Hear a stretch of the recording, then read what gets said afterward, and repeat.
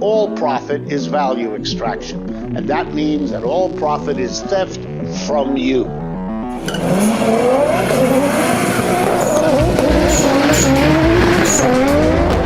Corporate America is on welfare, and we got to get them off welfare.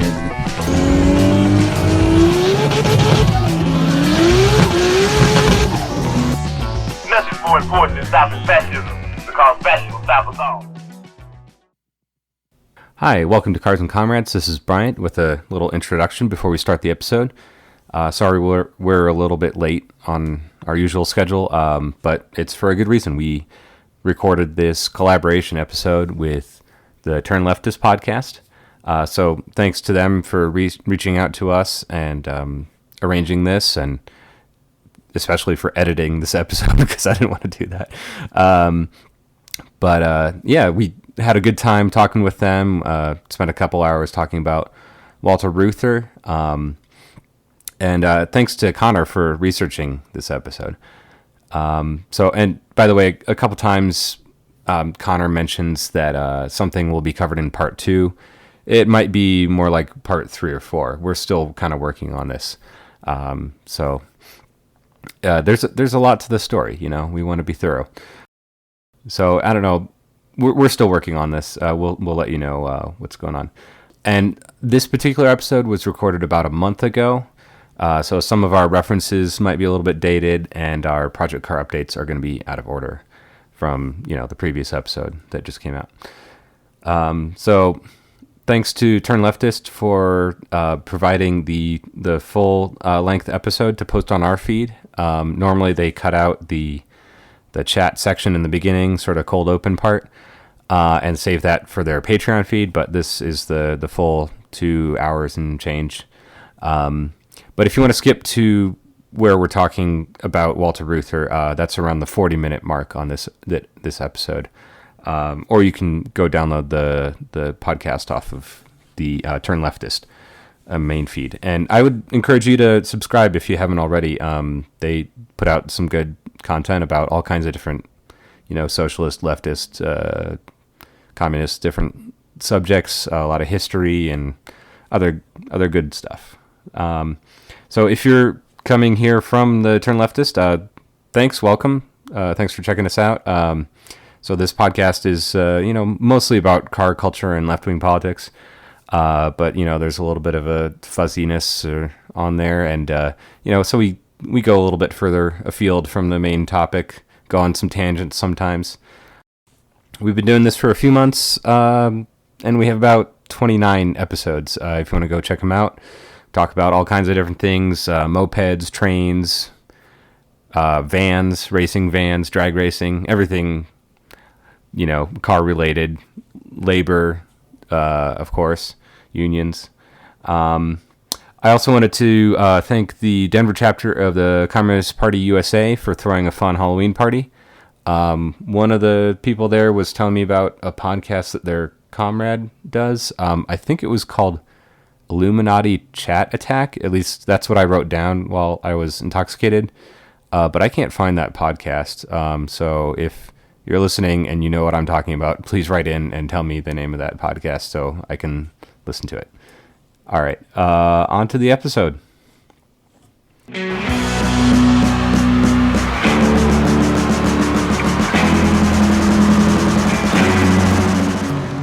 How's it going, Braden?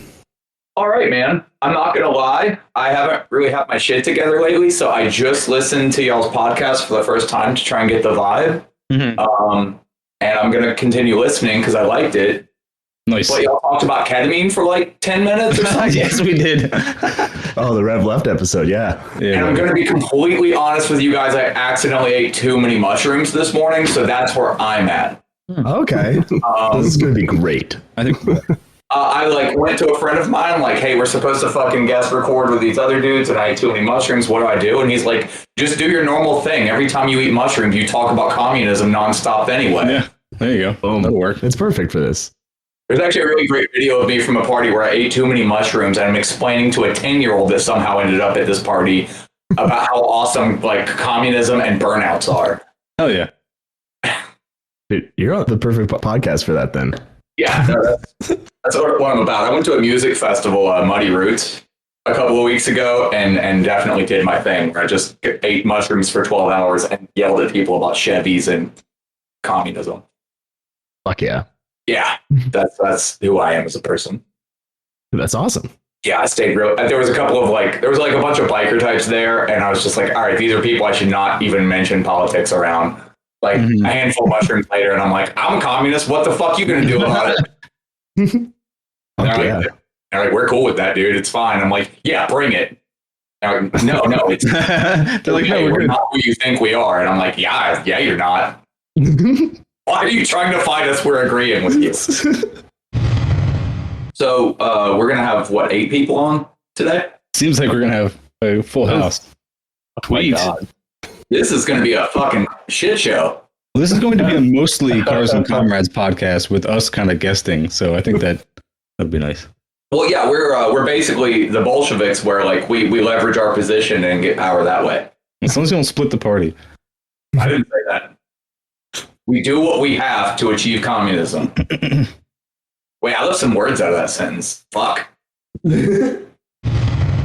But if any of you guys have any kind of car stories, or you're having any car trouble or whatever, and you want to talk about it because it could be relevant, bring it on up. Car ownership kind of sucks. So well, since you mentioned that, I do have my 2010 Corolla. I haven't used it in a couple of weeks, so I just haven't needed to. And then I went to start it up the other day, and it just won't start. And it tries. And then my father-in-law had him knock on the gas tank with a hammer, and that actually got closer than anything. What you're supposed to the old trick was when you use the hammer, you're hitting the starter to shake loose the brushes inside. Well, but it sounds like your starter's going. We opened up the butterfly valve and sprayed a bunch of starter fluid right into the manifold, just a shit ton. And we did that 4 or 5 times, and it still didn't start. And so then we tried the fuel thing, and I have a full tank, so I know it's not that I'm just out of gas. And then when he banged on it with a hammer, that seemed to get a little closer to starting, but still not quite there. And it was just suggested to me by a friend to try replacing all the spark plugs and seeing if that does it. But I don't know. Otherwise, I'm going to end up taking it to a mechanic. Yeah, there's a good chance there's a good chance it's your coil packs or something. It does seem like there's a good chance you're just not getting spark. Because it seems like, if starting fluid doesn't work, that's usually your dead giveaway that, it's not a fuel issue. There's basically only 3 things that you need for an engine to run: air, fuel, and spark. If it's getting air and fuel, which it obviously is, then yeah, it sounds like there's an ignition problem. I'm going to try the spark plug thing. I mean, the spark plugs, I doubt the spark plug suddenly went bad. It's probably more that something is not delivering spark through them. Well, it's a 11-year-old car. I mean, well, so what Brandon's saying is usually spark plugs go bad over time. They get dirty and whatnot, and they'll go bad one at a time. If you're having a problem starting overnight, then it's an issue that it's in your ignition system somewhere else. It's still a spark issue, but it's probably not your spark plugs. Still not a bad idea to change them, But it's funny. I mean, a 2010 Corolla? I'm sitting here, I'm like, God, that's like a brand new car. It shouldn't have any problems yet. Yeah, no, we're old. Yeah, my daily driver, which is my newest, is a 75. So Solid. I'm like, y'all are talking about fuel injected shit, and I'm like, y'all are wizards. I don't know. So you said coils I should look at? What's that? Yeah, so they'll sit right on top of each spark plug. I'm assuming I'm pretty sure all the Corollas were 4 cylinders, so it'll be right on the top, right where the spark plug goes down. At the top, there's a little coil pack, and that's basically the piece that gets the signal from the computer to actually send a current through the spark plug. Okay, interesting. So sometimes there can be an issue there, or if they're not connected right, that kind of stuff. You may end up still having to go to a mechanic anyway, but right. There's almost that little checklist of things to check, and that's where I'd be looking more so than the actual spark plugs themselves. Again, still not a bad idea to change them. All right, cool. And my neighbor couldn't start his 2013 Dodge Ram last night, and we were fucking with it. And it came down to, we're like, all right, you're not getting fuel. What the fuck is happening?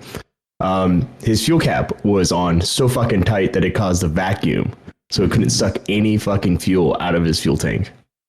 I have never heard of something like that. Yeah, like, dude, we were fucking with it for like 3-4 hours, and then he opened up the fuel tank, and then we started it up. Good to go. No problems. There's something else going on there. That's not how that works. I'm not a supercar guy. I watched a few YouTube videos. I can work on some shit. I'm mechanically inclined. I'm just not a car guy. Yeah, that's where it starts. I mean, I don't know what I'm doing. Even better. That almost sounds like maybe a clogged charcoal filter or something in that like evap kind of system, which is wizardry that I don't fully understand. But there's a bunch of parts. No clue. Yeah, it's like to stop the actual volatile emissions, because obviously gasoline is volatile and it will escape from your gas tank. So there's certain things that, like a purge solenoid and stuff like that, that like block everything from escaping. So if there's like a solenoid not opening, that could, in theory, cause such a vacuum or something. So, and those are usually like pretty inexpensive parts. Those are like, sometimes they're, it's a $15 solenoid valve, or it could be a $50 part or something. But yeah, there's all kinds of little parts of the kind of gas tank area down there that could be causing an issue like that. Probably not the gas cap. Of course, I don't know. It's just like, undoing undoing it may get it to start. You know what I'm saying? Like, but there's probably something else going on. Correlation is not causation here. Yeah. Like I said, I don't know shit. Yeah, it sounds like you guys know plenty. I know communism and true crime. Well, there you go. As I said, I think I've been having a problem with my shit. What is that part called? What's the thing they're always trying to sell us on eBay because they know we're the guns and the ATF the fuel filter? Yeah, but it's not. They call it something else. It's like a solvent trap. Thank you. Yeah, I got a problem with that solvent trap. Yeah, I think you need a drill press for that. Yeah, you just need a nice drill press. I got one of them. And I gotta say goodbye to Fido. Yeah. Do you like your dogs? Jaron, you have a drill press. No, of course he walks away after he says he has a drill press. The one tool I need. It is funny when it comes to the targeted ads. There's very few I get, but they're almost always just car parts. Every website I go to, it's the ads are car parts all the time. No, if I get an ad for a car part, then I know to stay away from it because the algorithm knows that I'm not into cars, but it still recommends me solvent traps because that's for anybody who's uninitiated. That's basically like the unlicensed, very illegal, like a felony that will get your dogs killed in a minute. Okay, this is parody satire for any feds that may be listening. I definitely don't own one. I will never own one. I'm not that stupid. But if you look at like any kind of cheap ass scopes or anything on eBay or whatever, then you're going to get ads for a solvent trap, which is like if you just drill a hole through a bunch of these washers in this tube, then you now have a very illegal thing that you could put on your gun and make it a lot quieter, let's say. And I don't recommend anybody do it because, like I said, your dogs will be killed by the ATF like in minutes flat. So you're saying don't buy anything from wish.com for your firearm? Probably not. No. Well, I mean, you can buy grips, like, all the cheap stuff, the plastic stuff. In Pennsylvania, I'm pretty sure that you can legally own suppressors now without like getting like the tax stamp and all that shit. Maybe that I'd be very surprised to hear. I mean, as far as I know, you still have to get the tax stamp, but it definitely is easier in Pennsylvania than most other states because Pennsylvania is like pretty good. I like you can make your own though. You still have to pay like. Oh yeah. So like, how is the catch can thing?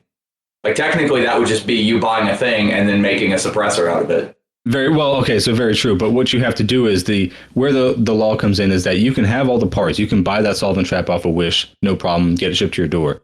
But then as soon as you actually drill the holes through all the baffles and you assemble it as a silencer, then you better have that form filed with the ATF and you better have that thing that you now made locked up at your local gun store away from you until you get the certification back from the ATF and you pay your $200 tax stamp, and then you can legally put that on your gun and not get your dogs killed. Yeah. And not only that, you got to get it like engraved with your information and manufacturer information. Yeah, you got to serialize it. Yeah. Okay, I didn't know that part. It's like you could take a bandsaw to a barrel and make an SBR pretty easily, but it's an unregistered SBR at that point. Yeah, but don't. No, don't do that. I'm not recommending. I'm just saying it's the same thing. Does anyone else feel like Zach sounds like he's 1,000 feet away underwater? Yes. Oh, yes. Well, I don't fucking know. I'm just going to turn the mic down, and maybe that'll change it. This one good? Oh, yeah, that's great. Okay. I am Brandon Danger. Hell yeah. Yes. I'm Zuko Zach because I started this Discord account to record a parody version of Avatar: The Last Airbender. Solid. And I played Zuko. So it was like 6 years ago, and I was just like, I got one. I'm not making a new one. I don't know what Zuko is. Zuko is a case study for abolition, is what Zuko is. Exactly right. Yeah, he's the best redemption arc in all of TV history. And he was on a children's television show on Nickelodeon like 10 years ago. Yeah, real mixed bag, that character.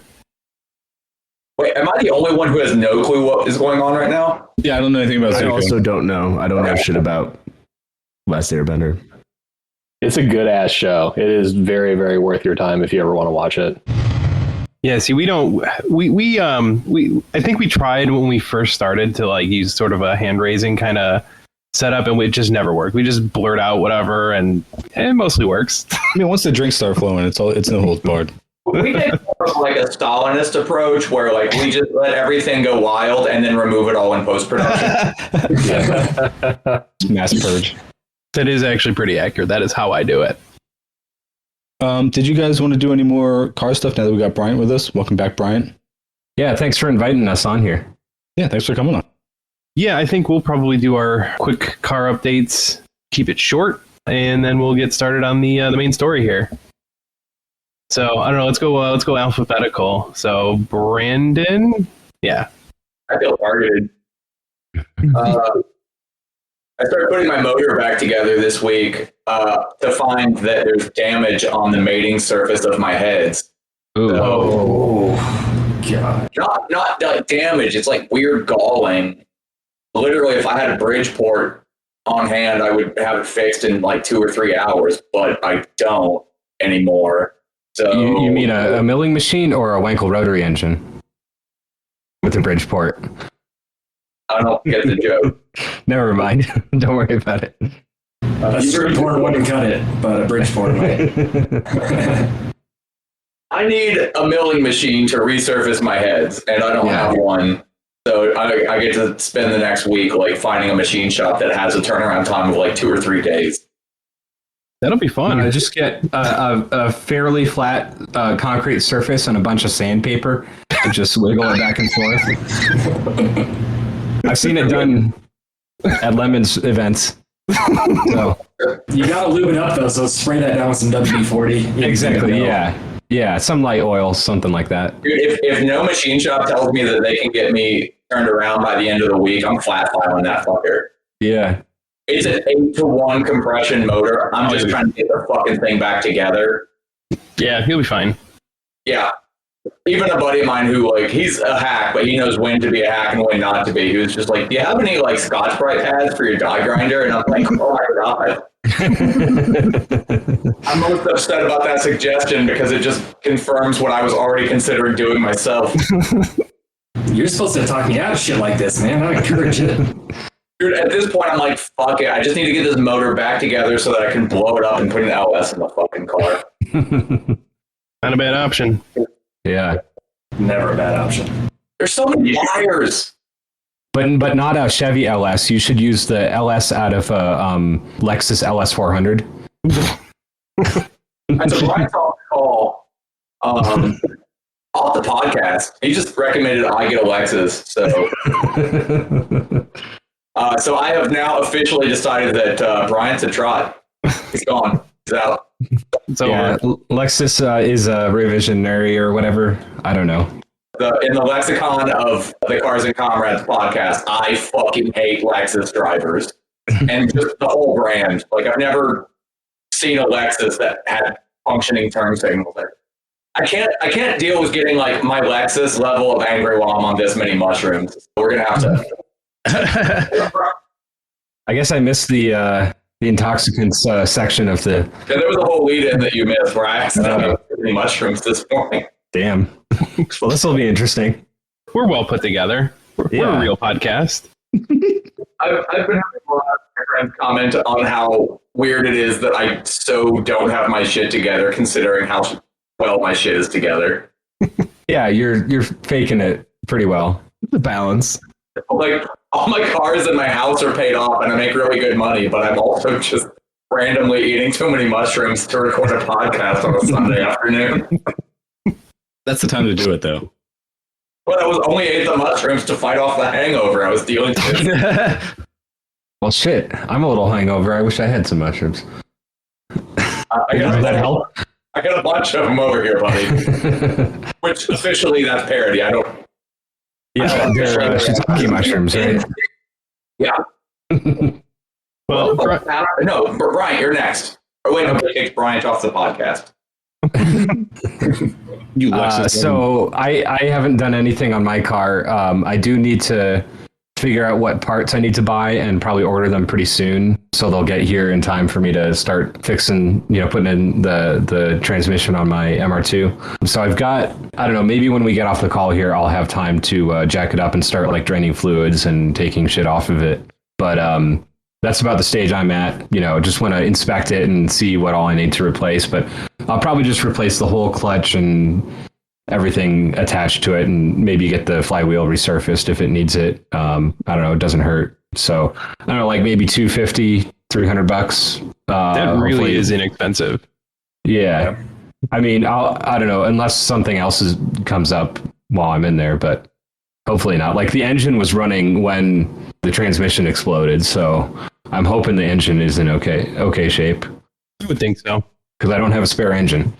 So yeah, I've just been doing stuff around the house. Like I fixed the doorbell, shit like that, just minor things. So I don't know, I've been busy with that. So gotcha. That's about it. Oh, and editing the podcast too. That's always fun. Yeah. So it's a bit of a time sink.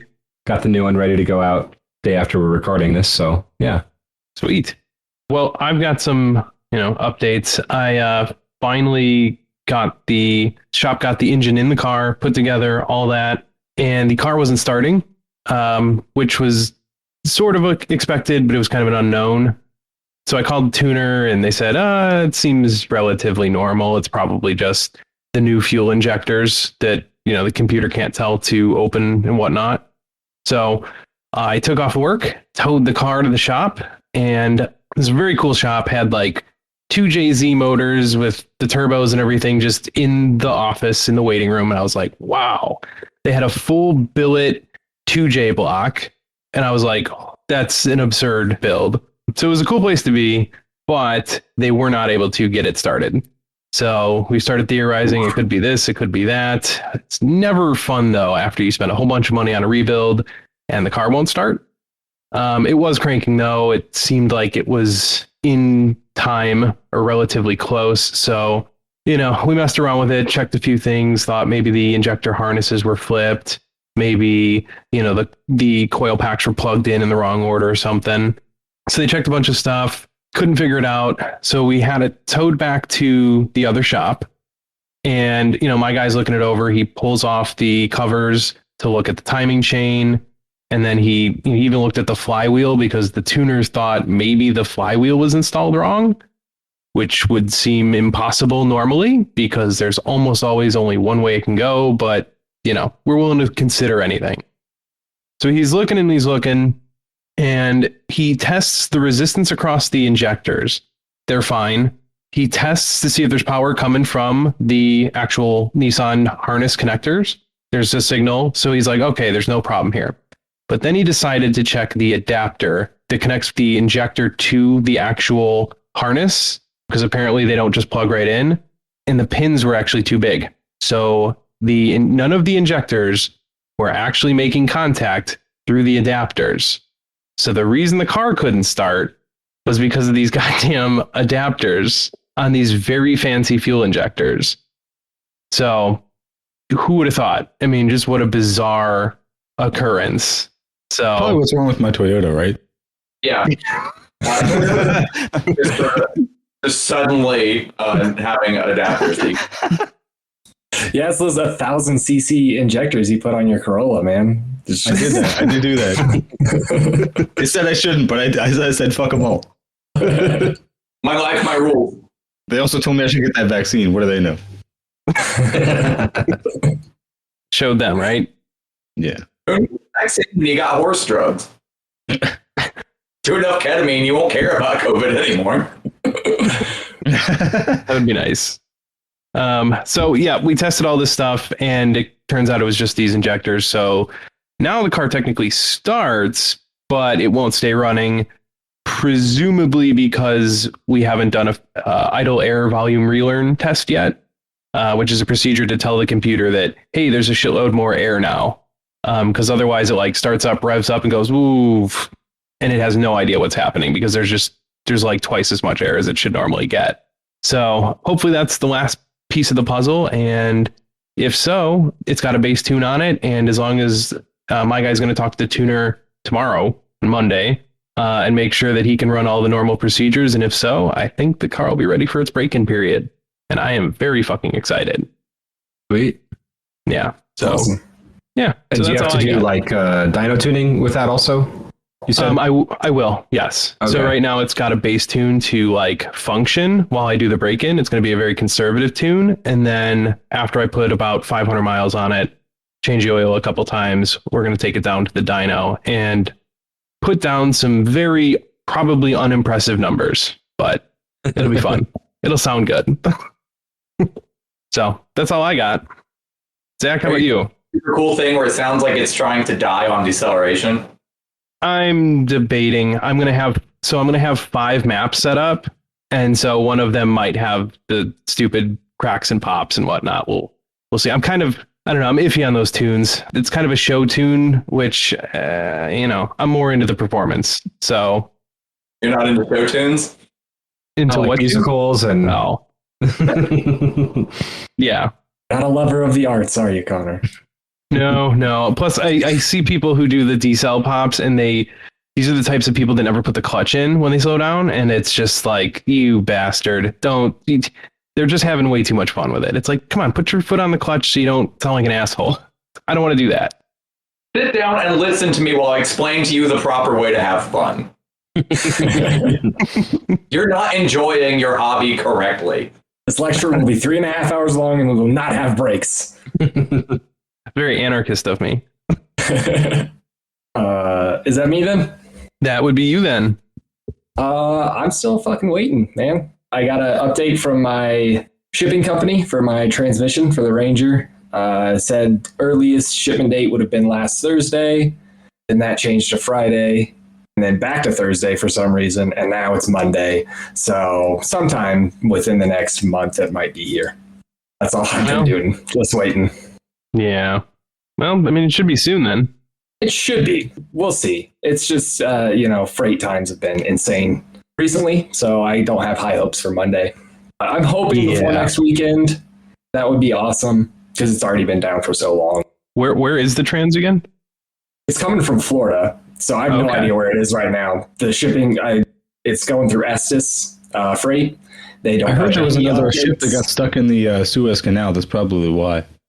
Yeah, I think that definitely affected stuff coming out of Florida.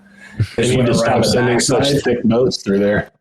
Also because of the Evergrande situation. I know it's a totally different thing entirely, but it's some way related, I'm sure. I mean, you have to blame China. Yeah. Yeah, they have to scapegoat for something. I don't know how, but it's probably China's fault. Yeah, always. Yeah. They'll always find a way. Yeah, if it's not China, it's Russia. Yep. Actually, what was the ship that got stuck in the Suez? Was it an Evergreen? Yeah. Yes. Because I just have a feeling like somebody, like some Marjorie Taylor Greene character will somehow tie Evergrande to Evergreen in some way, just not realizing the difference whatsoever. Yeah, that's if she's not recording another dumbass fucking commercial where she shoots a fucking Prius with socialism painted on the side. I mean, okay, look, I'm going to go out on a limb here. I entered the contest. Okay. Of course. Why would you not? I want a 50 cal, yeah. Yes. Oh, I want a 50 cal.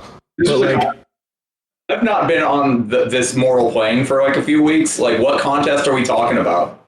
Okay, so Marjorie Taylor Greene did two cool things in the past like 2 weeks. She has a contest to win a 50 cal rifle. Like if you've ever seen the Hurt Locker and you saw that rifle that Jeremy Renner was using to like literally shoot people through cinder blocks, that's that one.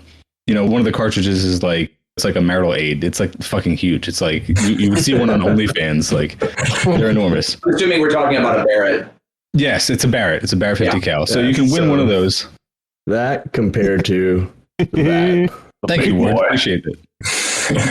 Yeah. I like that you just had those on hand. That's always a good thing. Yeah. He just keeps them around for reasons, But so not only did she do that, she had this contest where her commercial, she's shooting a Prius with one of those Barrett 50 cals, and it blows up because she also loaded the thing up with tannerite and spray painted socialism on the side because nothing says socialism like a capitalist made car in a capitalist country that is paying lip service to environmental regulation and staving off the collapse, but not really.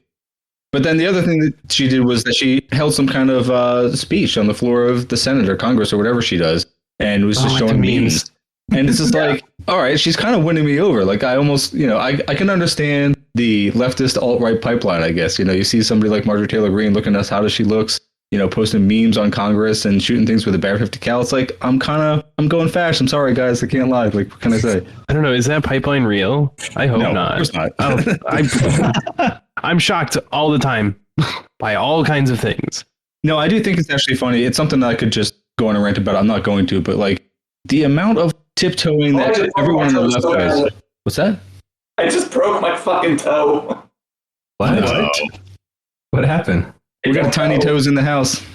When I got up, I sat back down. I'm like, my toe feels a little weird. And then it's bending in a different direction than the other toe. Well, bend it back. Put it back in the right direction. No, seriously, I did that with my finger once. I never went to the doctor. You're fine. It doesn't hurt, but I can't feel the toe at all anymore. Yeah, you should bend it back. The sooner the better. Yeah, DIY healthcare. No, it's a direction, but I can bend it in a direction it shouldn't go. Oh. I mean, if you need to get off the call and like go to the hospital or something, we won't feel or think any less of you.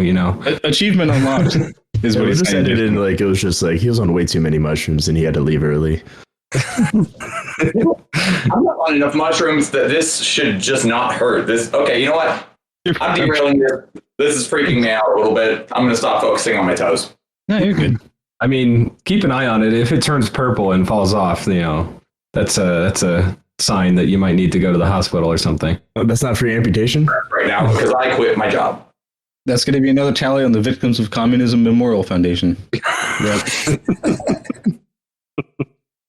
Oh, yeah. I'm sorry for derailing that. This is just like legitimately freaking me out right now. No, that's it. I was just talking about how hot Marjorie Taylor Greene is. No rush. We got all day. I don't think she's that hot. No, she's not at all, dude. It's called jokes. I do this from time to time.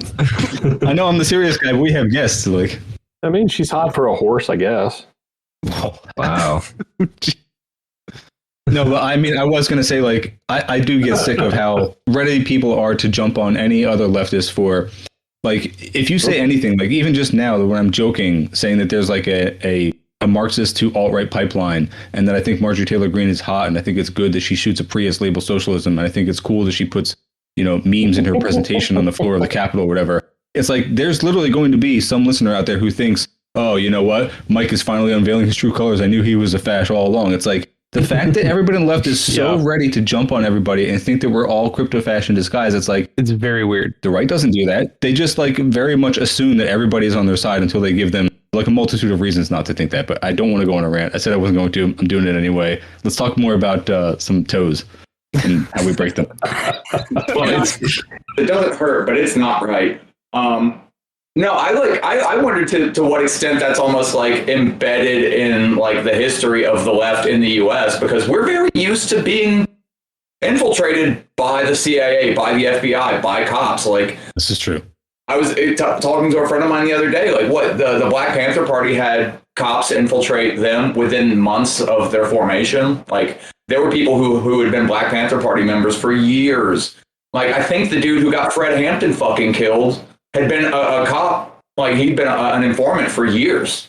So like, yeah, petty disputes. I get why like it's really dumb to immediately go to crypto fash, but like, if you have done your reading, you kind of always have to be a little bit like, well, but are they? Yeah.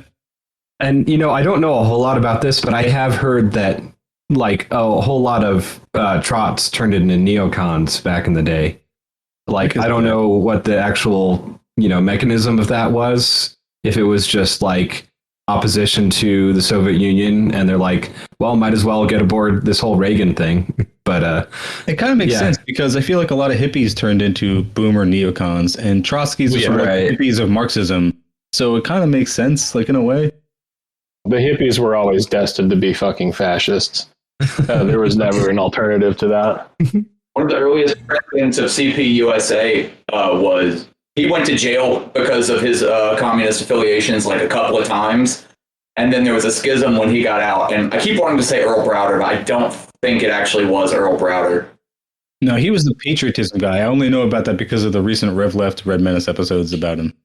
Oh, I didn't even know they had done that, so I will have to check that out. But one of the early leaders of CPUSA, like, did become one of the, like, key anti-communists later on, after he basically, like, the party abandoned him after he got out of jail. He went to jail for the party, got out, and there had been, like, some schisms, and he was kind of had no place there anymore. And actually, that may have been Earl Browder, because he was the one who, like, apparently was saying that socialists in America should adopt patriotism, like very much that same argument that was going on recently online. Just on the left. I think I know the one you're talking about. Yeah. Yeah, that's actually the reason that Red Menace and Rev Left did the episode on him, because they were addressing that exact debate that was going on, and they brought up his name several times. Not saying that people who are doing that now are Browderists. I think it's who is it? So I always get these two people confused. There's Jason Hickel, who's a great journalist who's been on Citation Zenit a bunch of times, and then there's also Jackson Hinkle, who is the leftist who has the American flag behind him all the time and suggests that we as leftists should espouse American patriotism and win that over to our side. And then, Brett and Allison did a good episode as to why that's kind of a ridiculous thing to say that we should do. And, all the implications that American patriotism is fraught with that prevent that from being a real leftist project that we should endorse. But yeah, I didn't mean to derail things again, but continue. Sorry. Oh, don't worry. Our podcast is entirely made up of being derailed and sidetracked, and that's our podcast. Yeah, and I'm currently looking up which of the guys I'm trying to think of. It's funny when you're talking about, like, leaders of, like, the 1920s and 30s CPUSA. It's not as easy of a Google as a lot of other things tend to be. Nah, that'd be too easy. You just have to go to CIA.gov. Now I'm, like, trying to do legitimate, like, actual research while one of my toes is pointing in the wrong direction, and I'm high as fuck. You should probably just, like, straighten the toe. I think nothing bad will happen if you just straighten the toe. Like I said, it's pointing in the right direction, but I'm able to move it in a direction that the other toe won't move.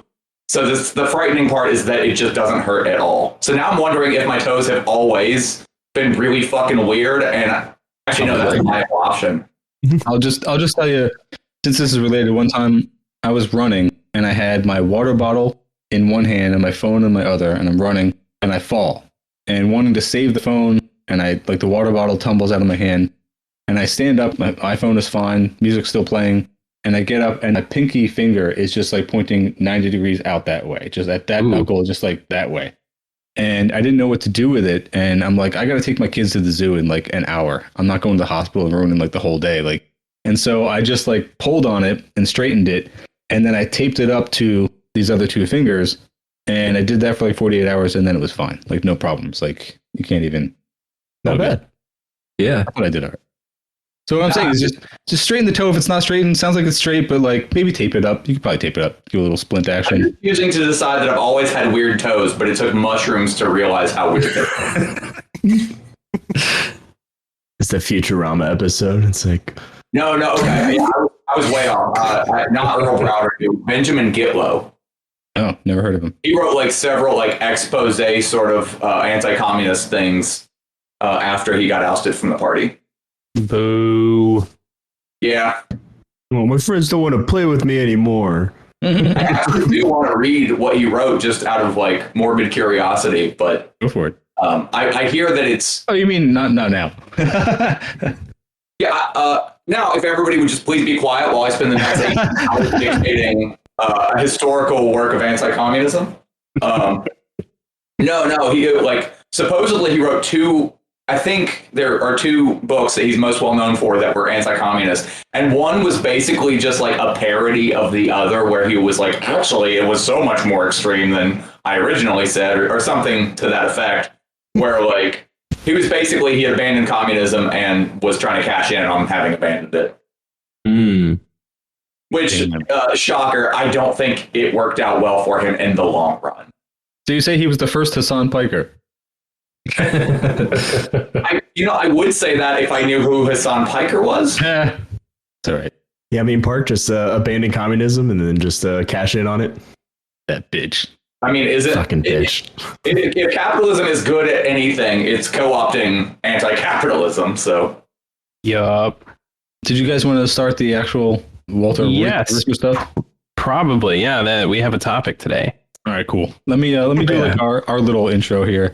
And yeah, then, that's great because we're terrible at intros. Like we've been doing this podcast for a while and we are bad at it. No, I mean or like transitioning from one thing to another. Yeah, we're an hour in. I figured it's about time to actually start the episode proper.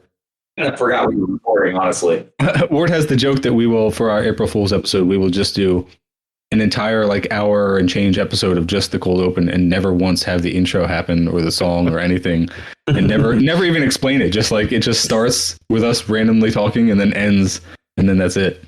I think we should drop the song like partially several times. Oh, that's good. I like that. Now we're going to have to cut this so people don't expect it. I was actually thinking what we should do is do a turn right episode.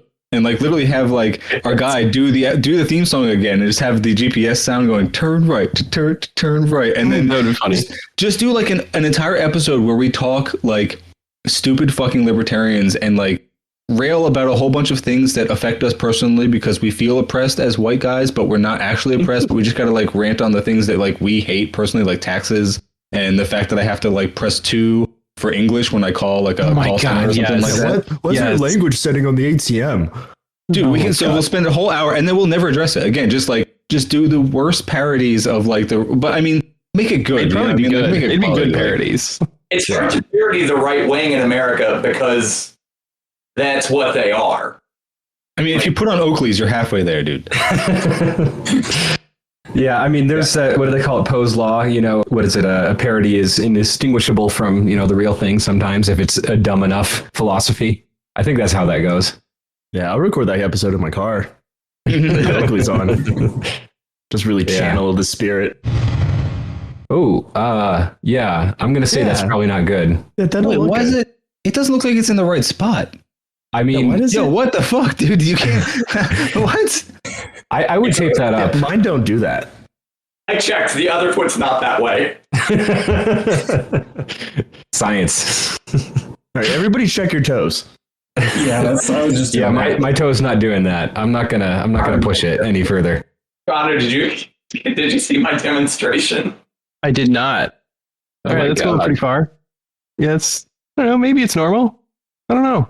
The other one doesn't do anything close to that. So, dude, so this, I think do I have the first injury from podcasting for you guys? yeah, by far, dude. Nobody else gets injured. Like, we don't do that. Yeah, no. I get really drunk on here. I'm surprised it hasn't happened. There's only one episode I don't remember recording, so. The main reason I listen back to our episodes is because usually about halfway through is when I start forgetting what I said. And I'm like, all right, I should probably listen to that in case anybody has any questions about shit I said. Don't worry, buddy. I got you covered because I always make sure the really like Fed stuff, the stuff that will get us arrested, doesn't make it to the final cut. All right, that's good. Nice. Are you guys doing that work for me? Because I say some pretty inflammatory things often. I got you covered. I got the bleep button. I take care of it all in post. Don't worry.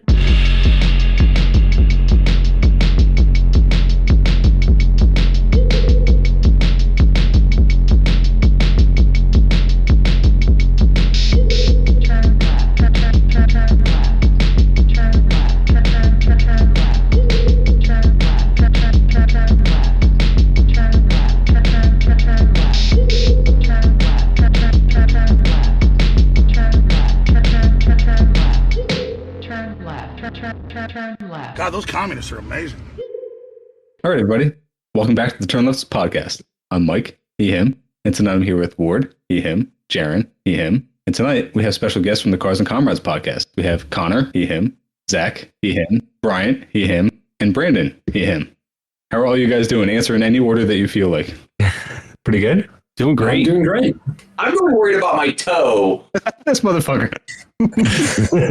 What an intro. But That's what I was hoping for. Well, my toe is pointing in the wrong fucking direction, so. Or the right direction. You never know. Maybe it was always meant to be that way. It is making an L. Is it pointing to the left? No takers? Come on. My toes making. No, it was good. No, but seriously, it's good to have you guys on. I've listened to your podcast for a while now, ever since I found you guys. I was actually introduced by my friend Phil, another car guy and fairly leftist kind of dude. A little more lib. I'm going to fuck with Phil right now. Phil, you're kind of a liberal. But no, seriously, I've been listening to your podcast a while. I like it. Even as somebody who's not into cars, I find the discussions that you guys have about your cars entertaining because they're usually things I can empathize with. When you guys were talking about your recent car projects, I was thinking of whenever Ward and I get into our sporting goods channel and people who are uninitiated jump in there and they just sit back and watch what the fuck we're talking about. And yeah, we could go on for a while. I can totally understand where you guys are coming from. So it's good to have you guys on. Thank you for joining us. Yeah, cool. Thanks for having us. We greatly appreciate it. Yeah, I'm glad to hear you say that you are a listener because I personally have never listened to our podcast. So, yeah, I mean, when Connor told us about your podcast, I was like, oh, that's kind of cool. And I listened to, I especially liked the episodes y'all did about Cuba and the revolution. That was really interesting. Yeah, the Cuba one was good. Yeah, we had a lot of fun with those, and we had particularly good guest with Comrade Howell talking about Cuba. Yeah. So tonight, our topic is going to be Walter Reuther. Now, this is a figure that I had never heard of until, Connor, you brought him up. I knew I wanted to have you guys on, reached out to Connor, thought might as well have you guys on and see what kind of topic you might want to cover. And you mentioned Walter Reuther, and so I had to look him up, because like I said, I never heard of what this guy had even done. But you said he's a major socialist figure and a labor organizer, and indeed he was.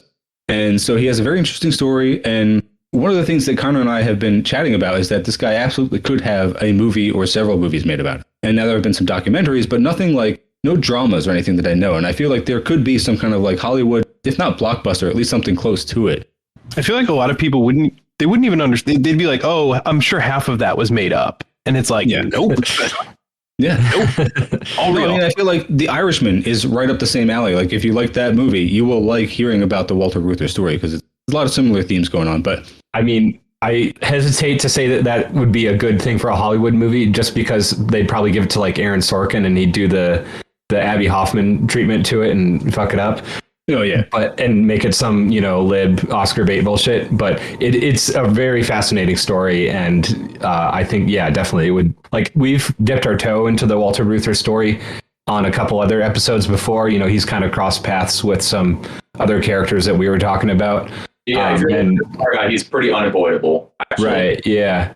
No, I feel like if you were going to do a real Hollywood movie about him, you'd have to give it to Boots Riley, or else it would get, again, like you said, turned into a totally lib story. They would make him like the anti-communist, but like if Boots did it, oh, that would be awesome. Yeah, you'd have a good movie.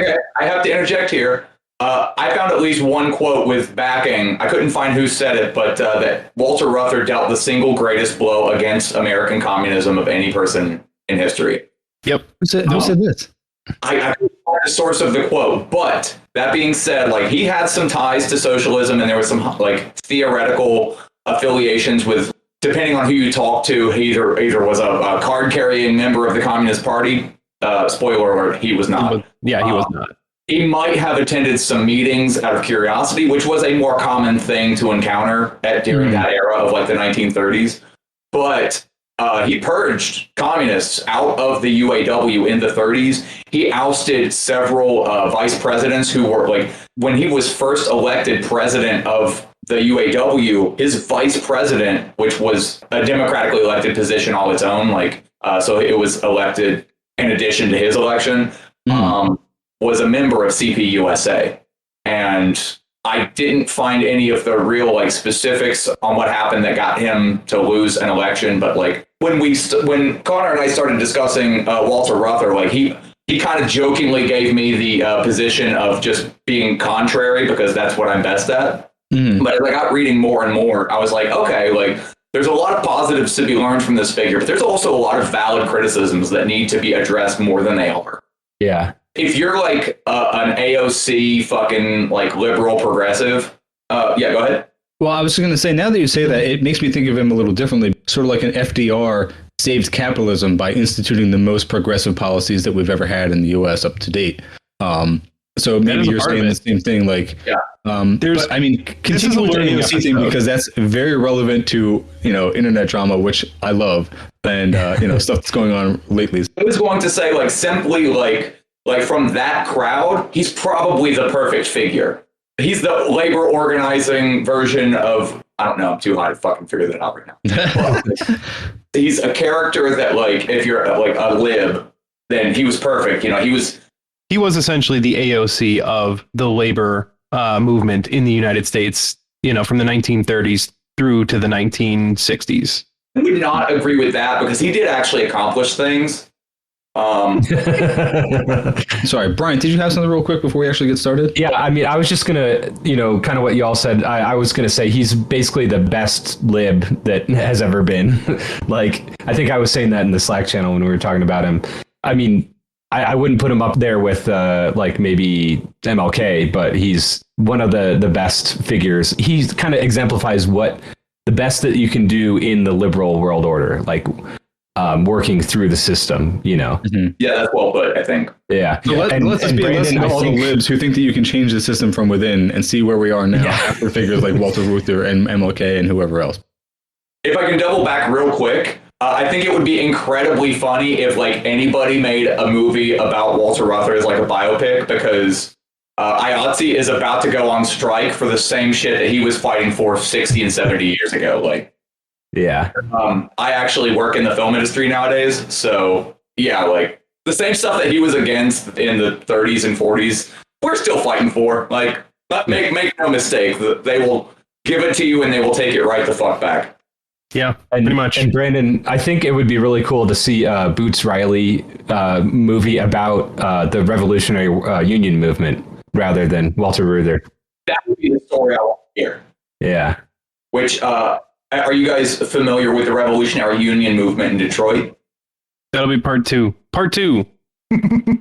Well, we'll get into it, but if I could paraphrase really quick, within the UAW, in the late 60s, early 70s, a faction developed called the Revolutionary Union Movement, which were a Marxist-Leninist group within the UAW who were fighting. Like, it was pretty much, they weren't really black nationalists, but it was like exclusively black, and they were trying to fight for the rights of like their brothers and sisters on the shop floor, because, and that's why I say that the legacy of Walter Reuther really needs analyzed, because like, ostensibly, he was fighting the good fight and made gains, but on the shop floor, no, there was still overt racism. You had Klansmen like running the shop in some instances. Like, there is I found a great video clip of a protest that Drum put on, and a thing that I've come across a whole bunch is that they always refer to Walter Reuther as the redhead. Did you come across that a bunch, Connor? Yeah. Yep. Yeah. It's really great coming across a Drum like video of Drum members chanting "Behead the redhead." There were factions within the UAW that were no fan of Walter Reuther. I don't know. He could have done more. He could have been a lot worse. It's hard to say. It's a complicated story. Yeah, so, and I think that's why it's going to be really speaking of a complicated story, let's get started. So if we could just like, I'm going to hand it over to you, Connor, because, you know, thankfully you have done the hard work of writing up the notes and everything. So I'm perfectly happy to hand it off to somebody else to sort of run the show at any opportunity. So yeah, if you could, I'll leave it off to you where to start. But I feel like the briefest way to say it is probably that he was a union organizer for the majority of his life, as far as like we're concerned. So if you could just take it from there, please. Yeah. So Walter Reuther was the president of the UAW. He was elected after World War II. He became the president of the United Auto Workers, which was at the time the largest union in the United States. He also, after that, was the president of the CIO, which is the Congress of Industrial Organizations. So he was president concurrently of both. He was a socialist, but he was an anti-communist socialist. Name. Yeah. The way that you usually get that is class traitor. Well, I mean, so he got more conservative or more complacent over time. to be, fair to him, he lived through several assassination attempts, and likely was, assassinated for all his effort in denouncing communists and trying to be more quote unquote legitimate. He still wound up dead in very suspicious circumstances. So that's kind of the intro. He was an incredibly influential and important figure in the labor movement and in U.S. politics post World War II. Yeah, he played a role in the civil rights struggle in the 60s. Yes, and he had personal relationships with several U.S. presidents. And Martin Luther Jr. The Walter Reuther philosophy was that labor was designed to change society. It was about more than increasing wages on the shop floor. It was about creating a better society. And he used this to get unions politically involved. And this political involvement was, I call it playing by the rules. This was the effort to play things nicely, negotiate with power. And ultimately, I think the takeaway is, while there were some successes with that, it seemed to come with a very heavy price tag. So that's kind of the broad strokes. And I've kind of put my notes into two distinct time periods. So there's really before World War II, and then there is after World War II. After World War II is when he actually became president of the UAW and later the CIO. But before that, he was instrumental in organizing massively famous strikes. And he and his brother Victor and his other brother Roy are a big part of the reason Detroit became a union town in the first place. So that's kind of where the story is going to go.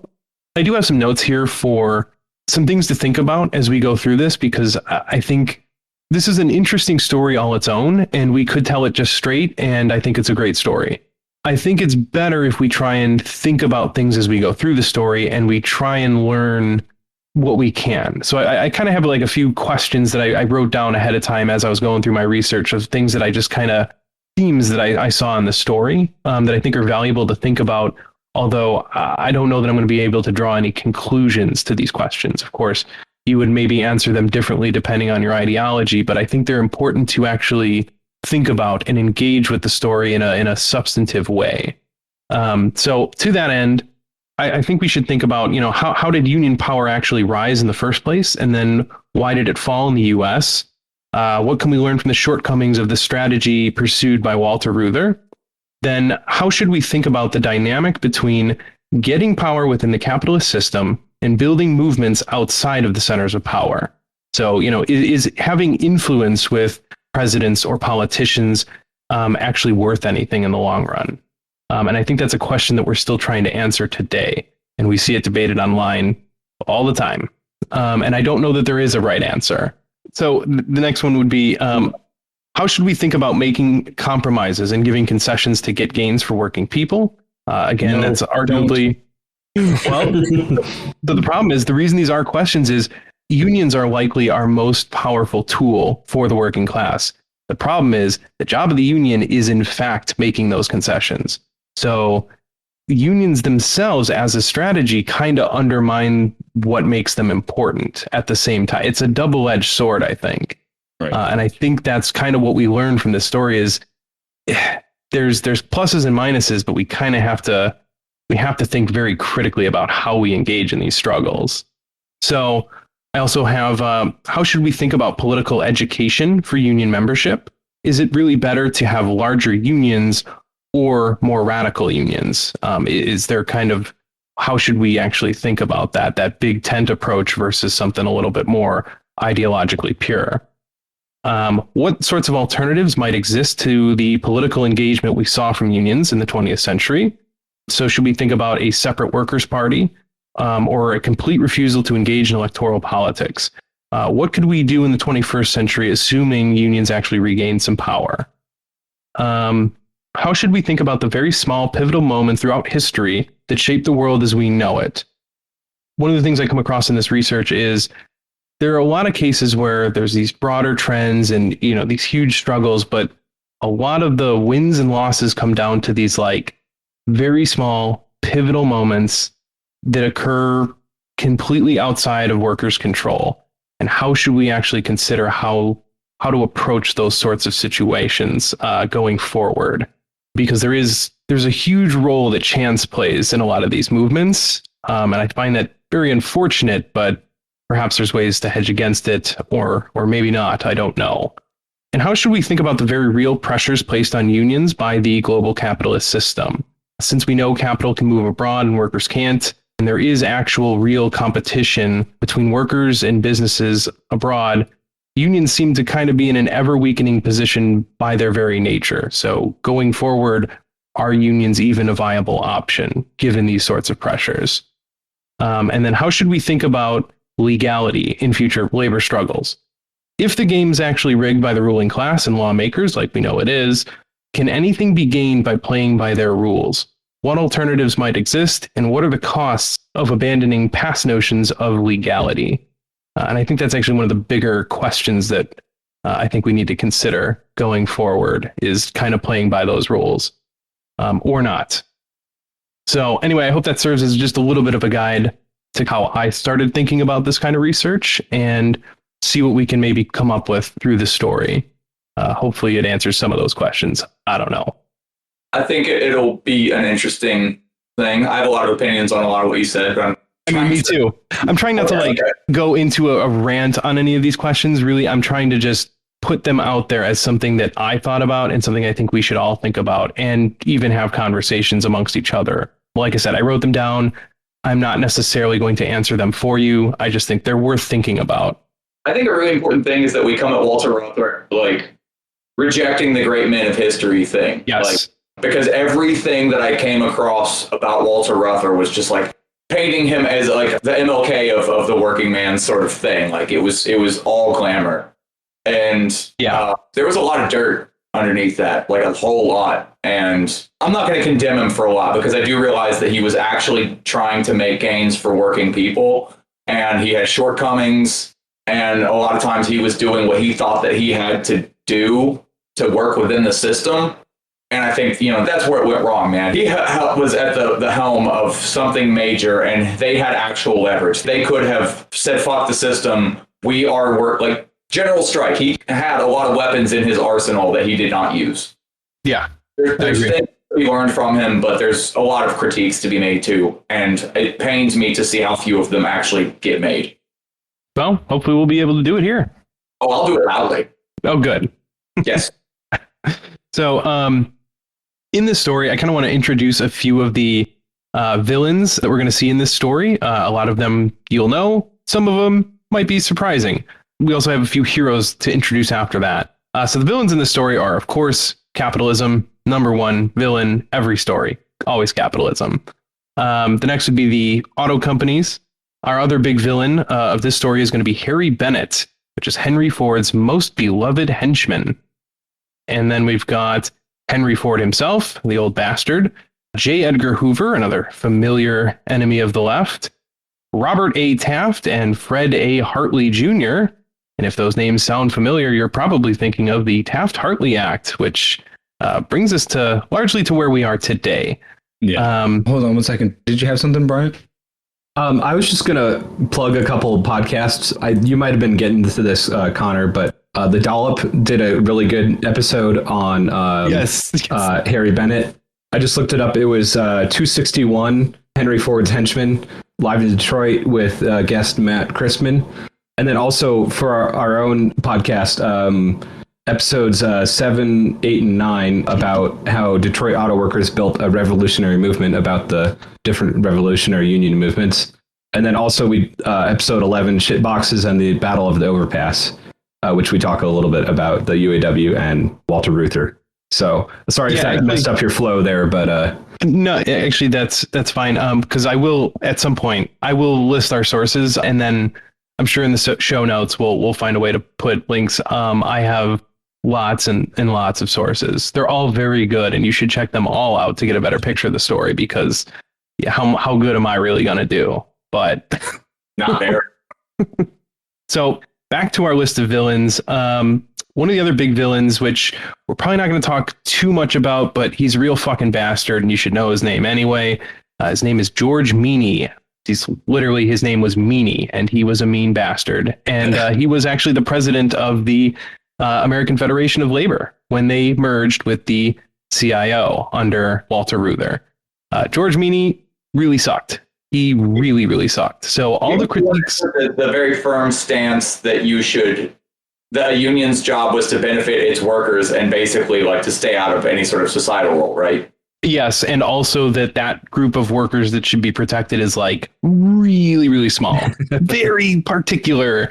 And so, yeah, he's a bastard, and he controlled a much larger federation of unions than the CIO, which was always the more radical, despite its anti-communist sorts of leanings later on. Was that the guy with the real bushy eyebrows, George Meany? Or am I thinking of someone else? A lot of people have bushy eyebrows. I'll have to look up a photo of him. He did. He was often pictured with a big cigar in his mouth, so he was kind of that image of the gruff union leader with the cigar in his mouth and all that. Yeah, you know all the Soviet anti-capitalist propaganda posters. He was the model. Other villains we've got in this story are the mob, the CIA. Of course, that's got to throw that in there.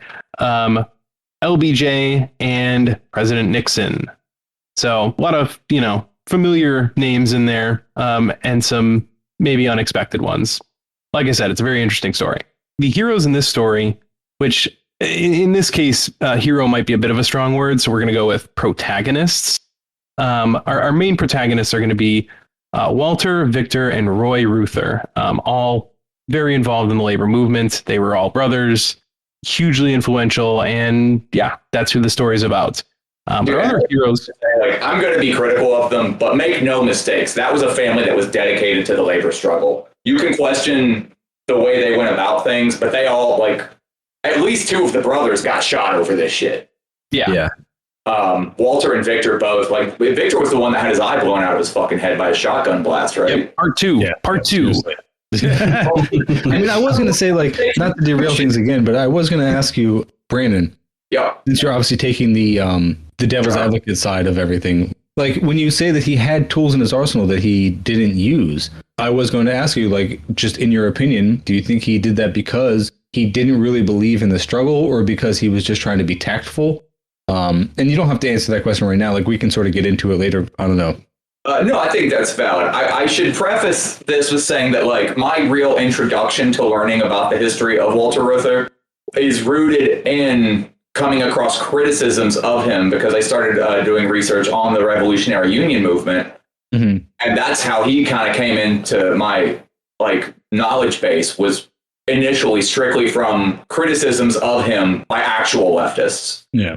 So a lot of what I know about him is critical. And I did come originally to be somewhat of the devil's advocate, but I've kind of softened on both fronts, where I don't think he was a strictly good or bad figure. When I say he had other weapons in his arsenal, first of all, I'm saying that from the perspective of somebody who's about to go on strike. So sorry, still on mushrooms. I mean, just spoil it for me. Is he based or cringe? That's all I need to know. I don't. I'm going to go with cringe, but you can't question his motives. He was truly dedicated to the working class project. He's cringe with based characteristics, is what I'm hearing. Yes, cringe with based characteristics. Sorry, what do you have, Brian? I was just going to say, there's that documentary that Connor, you shared on the Slack channel. I forget the name of it. Brothers on the Line. Yeah. There's a moment in that where they have a recording of him talking to LBJ and just totally getting cucked by LBJ. Basically, LBJ's no, you're not going to do anything crazy, are you? And Reuther's oh, no, I'll be a good boy and I won't stir the pot too much. I'll just be over here eating my soy. Leave me alone. Part two. I will never question Walter Reuther's genuine early dedication to the labor struggle. He became a politician by the end. Yeah. I don't think that that's really avoidable in that part of his story. And in that respect, yeah, he's cringe as fuck. But I cannot emphasize enough, regardless of the dude's motives, he got shot a couple of times and had there was the one sabotage on a plane that he was supposed to take. Two. About. Oh my god! All the good stuff is in part. I mean, honestly, everything in this episode is going to be in part 2 because we're now at like half an hour left of our set aside recording time. We're obviously going to run over. Most of the stuff is going to be in part 2. But Jaron, sorry, you had something? So I'm not too familiar with his particular story, but there is just an observation about union involvement, organizing, and such that kind of falls into actually one of the questions that was asked before. But the thing is like, okay, no matter what your opinion is on whether there needs to be a full-scale revolution to get rid of capitalism, right? And this is part of like, should unions be political or should they go for the big tent approach?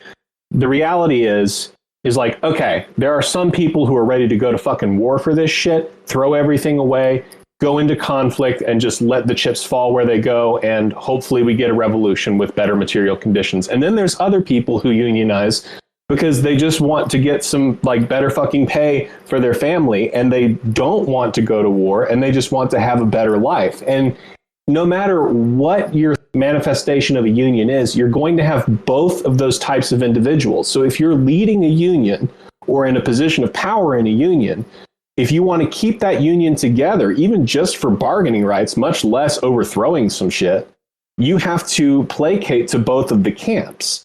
So regardless of how big your tent approach becomes, you're going to have to, at some point, mitigate with the powers that be in some circumstance. And again, I don't know how this plays into our story here necessarily, but like that is an observation that was made by Albert Parsons, who famously just wanted to fuck up everybody and everything, which was very well warranted. But like, how can you lead people if you tell the man that just wants more money to feed his family, no, that's not our goal. Our goal is to destroy the system. I'm just going to take this opportunity to shout out Daniel Ortega, as espoused by Ramiro Funes on our last couple episodes about Nicaragua, talking about how Daniel Ortega was just a political genius as far as maneuvering his revolution, because he was able to get everyone to follow the middle path between the ultra-left people who just wanted to burn everything down and the class collaborationists who wanted to work with the bourgeois. And he was able to find the middle ground between the two and have a successful revolution. So just, slight callback, because I just enjoyed Ramiro Funes' info so much when he was talking about Daniel Ortega in that way. Like, for me, Daniel Ortega is a figure now that I think more about than I did before. He's just fucking based in my eyes. But sorry, go ahead, Brandon. Based as fuck. I think that's why the story of Walter Reuther is somewhat complicated, because at a time when a lot of unions in the U.S. were taking like a meanie approach, where it's like I only give a fuck about a small like subset of people, and I only care about like their working conditions and their wages. Walter Reuther really did force the union into the civil rights struggle too, which I will not criticize. Like he paid bail money to get a bunch of people out of jail after demonstrations and stuff like that. Like, he did good things. But he also purged the entire fucking UAW of communists, of leftists. Like, because before he became the president of the UAW, we had socialist and communist leaders in the UAW. Now, to be fair, I gotta interrupt here. While I don't agree with his purging of communists at the time, and I think he used it to purge people he had a strong political differences with. He was always an anti-communist. So I think he used it to his advantage. However, we have to understand that the Taft-Hartley Act at the time made sure that there were no communists in the unions, and they had to sign non-communist affidavits certifying that they did not have communists in their unions. So legally speaking, there was no way around that. I mean, there was lying, there was this and that. Some other tactics could have been used, but by the law, communists were not allowed to be running unions. And so you get into this shaky territory that, we were put into a very rough situation. And the Taft-Hartley Act, we'll talk about later, is pretty disastrous. And it was come up on the one other episode that we did do regarding unions was the one with the IWW. And they had a lot of good information specifically about the Taft-Hartley Act. And I mean, the big takeaway from it was that it was disastrous for labor rights in the U.S. Now, I'm not sure if I want to reveal this now or later. I think I'm going to wait till later. But there was a way that Walter Reuther could have helped to get rid of that part of the Taft-Hartley Act through the Supreme Court. Evidently, though, he didn't choose to do that. And that's kind of a part that's not really talked about very often, is because people don't make that connection, but we will get into that a little bit later. So that's where the cringe comes in. I gotcha. This is where the cringe comes in. Mike, let's be real. Like, if he had been a genuinely effective anti-capitalist, like, no one would have heard of him. Like, we're pretty good about burying those fucking people and I mean, that was my first question. Like, why have I not heard of this guy before if he's such a, prominent labor organizer and he was such a big figure in leftist history, considering how deep into leftist history I am? And this would be why, because it's not even that so much that it's like an active burying. It's just like there's other things to talk about. And in a media sphere where you have to like focus on one thing or another and everybody's attention span lasts about 5 minutes, you just maybe don't talk about him as much and then people don't know about him. Like, I would say that if you're not familiar with Walter Reuther, it's less of the like innate nature of capitalism's way of washing all of that aside, and more just like there's a lot of fucking history in the last 100 years, and how many other union presidents can you name? Like, it's not one of those things that gets taught heavily. Jimmy Hoffa. I can't name my own fucking union president right now, so I think that there's a certain extent to where. Because, like, he's got archives in, like, some colleges in Detroit, and I think he's from Wheeling, West Virginia, so I found some information with archives in his honor there. Like, he's not totally forgotten.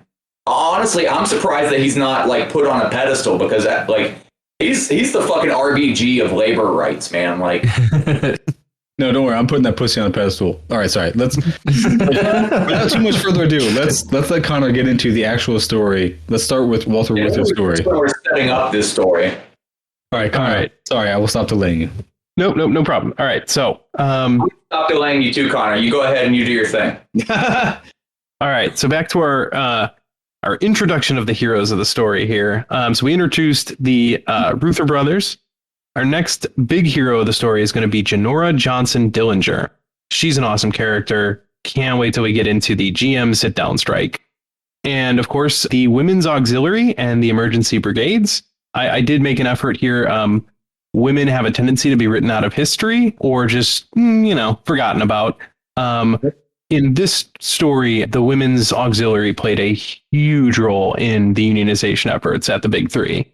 So they are incredibly important. And their tactics should absolutely be remembered for future labor struggles.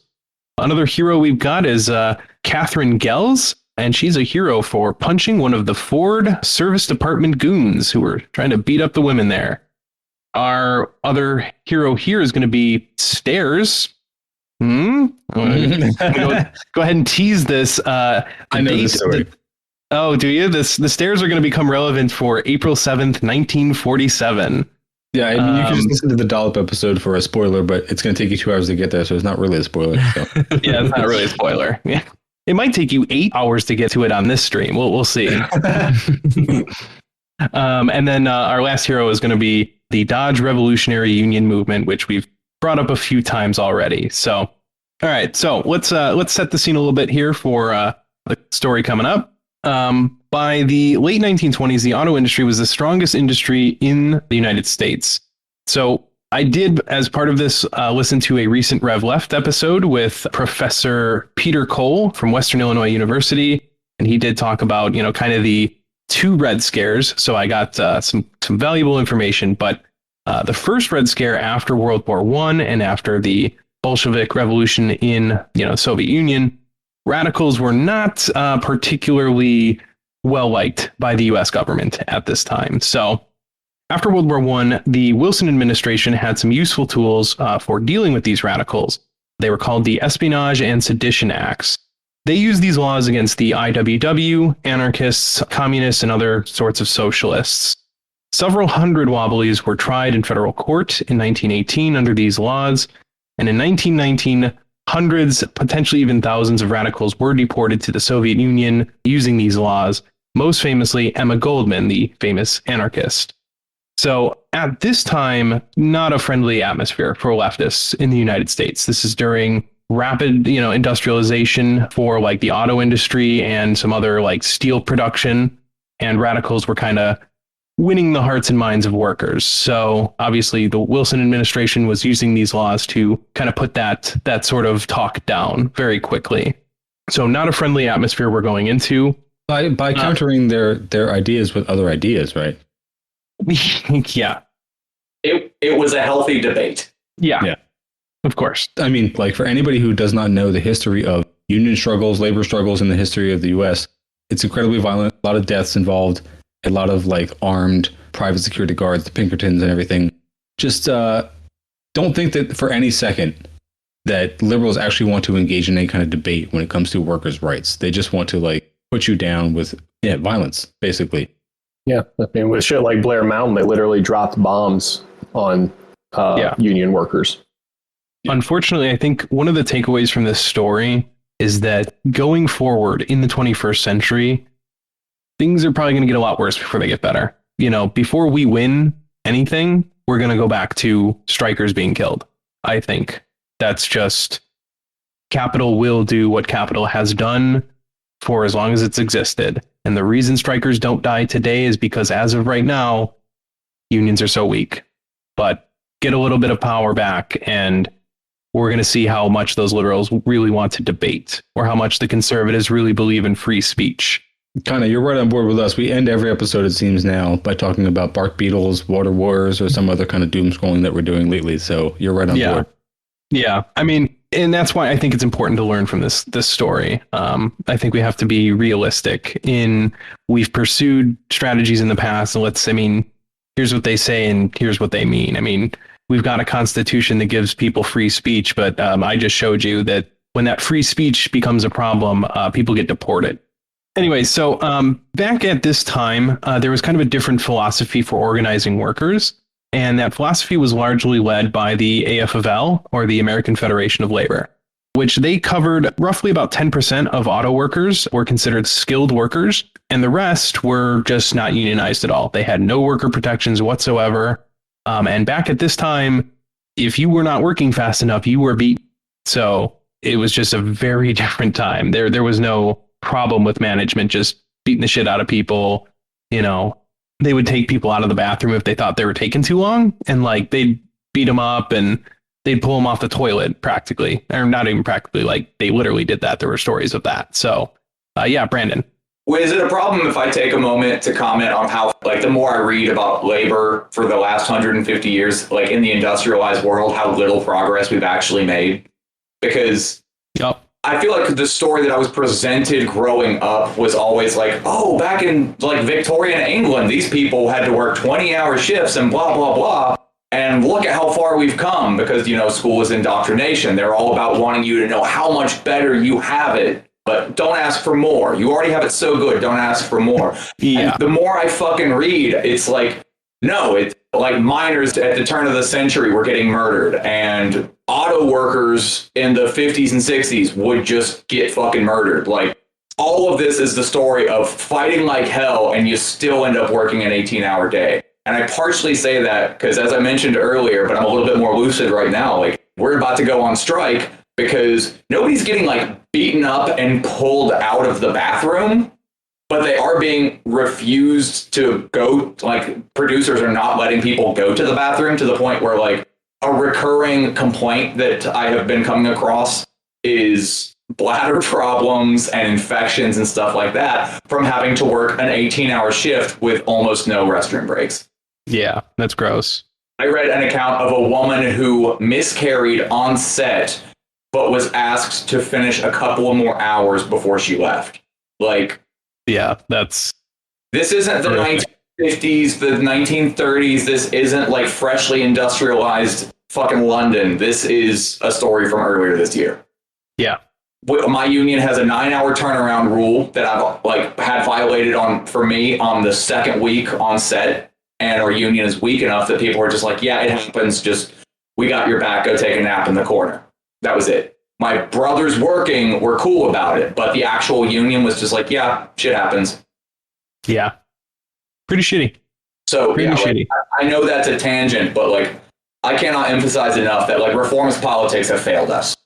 Yeah. How dare you? You cannot go on any tangents on this podcast. I know what you guys are doing in your like little rinky-dink kind of podcast over there with the Cars and Comrades thing, but here, the Turn Left podcast, we stay on fucking topic. We definitely don't break any fingers or toes.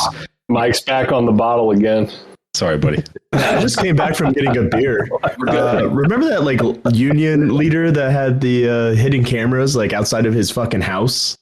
All of them, you mean? Well, yeah. I know that, like there's like one bigger story that like came out about it. It could be Walter Reuther. J. Edgar Hoover pretty much stalked this guy for a very long time. Hated him. Yeah. Yeah, and Victor. Was it Hoover who said that Walter Reuther was a bigger threat to like U.S. democracy than the Soviet Union? No, it was. I think that was a senator. I think it was Barry Goldwater, if I'm not mistaken. Of course. My God. Yeah, fuck. Didn't Hillary Clinton campaign for him back in the day? Disgusting. Yep. No. She would have probably, but No, she did. She did. I don't know if you're kidding. No, I'm not joking. She did. Now I can't tell if you're kidding even more. God damn it! Please don't make me Google this. I mean, if you're serious, that is just shocking. Is it really? Is it that shocking? Shooketh. No, but I want it to be. I don't know. I always thought of the Clintons as so pure and clean. And now this is tainted my perception of them. Okay, so did Hillary Clinton work for Goldwater? This is on factcheck.org. She was a high school young Republican and a, quote, Goldwater girl in 1964, but swung to supporting Democrat Eugene McCarthy's campaign in 1968 and George McGovern's in 1972. Nice. Imagine being a Goldwater girl. That's like, is that like worse than like the women for Trump? It's definitely worse than the Mickey Mouse Club. Jesus Christ. Political career supporting Barry Goldwater and fucking who did you say was next? My short-term memory is still a little wonky. Well, McGovern after that, which McGovern is a little better, but hardly. I mean, I guess that can be forgiven a little bit. I was a right winger when I was young and voted for George Bush. Yeah, once. Get off the phone. I can't. Yeah, I mean, it's not like Clinton went full communist or anything, but she did. I don't know, whatever. That bitch. She still sucks. Yeah, still okay, sucks. Since I just barged in with my new drink and derailed everything and went on my drunken rant, Jaron, you probably have to go in a couple minutes. You want to just do your plug and then bounce if you need to? Yeah, but I'll be on for the next one when we resume this story because I do want to hear not even just the conclusion, just the meat of it here. But my website is jaronperlman.com, JaronPearlman. You can buy either one of my books there. And the next one should be out this winter. But yeah, it's been nice to meet you guys. I look forward to hearing more. Yeah. Nice to meet you, man. Meet you.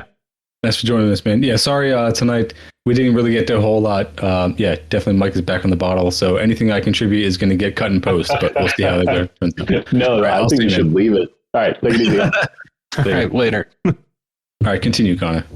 Okay. At the AFL convention back in 1935, there was a labor leader named John L. Lewis, and he was the leader of the United Mine Workers.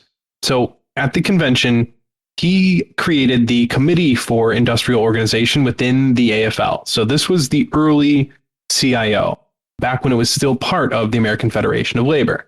Within a year, the AFL suspended the unions involved with the CIO, and those unions broke off then to create the Congress of Industrial Organizations.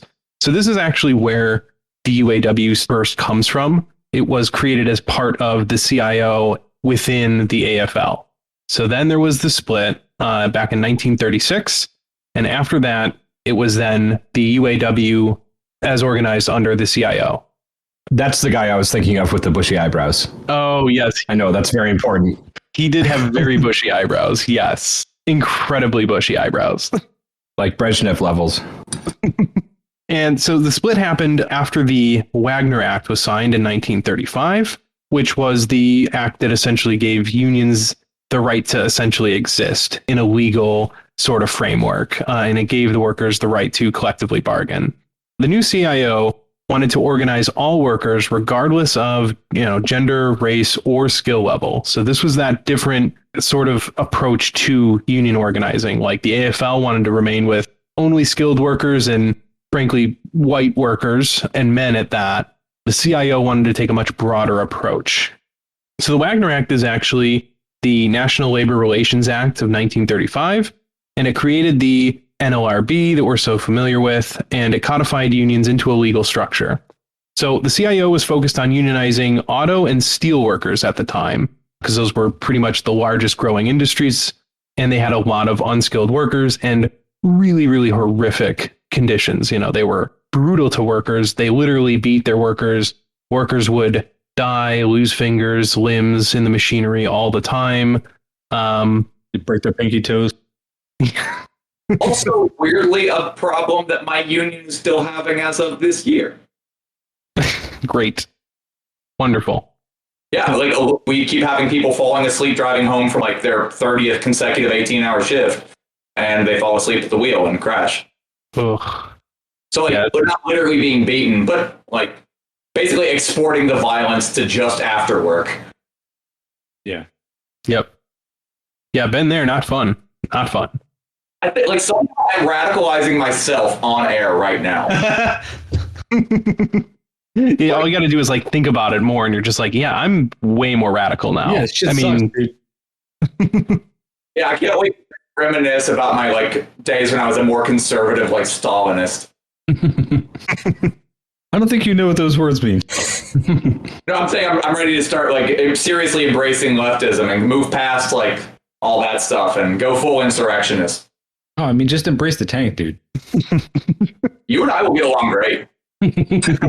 Poor Jaren just surrounded by us. I find it funny. I genuinely do identify quite a bit with Jaren and a lot of his takes, but I do find it very funny that while he's like actually writing books and stuff, I'm trying to get my stupid like daily driven race car put together.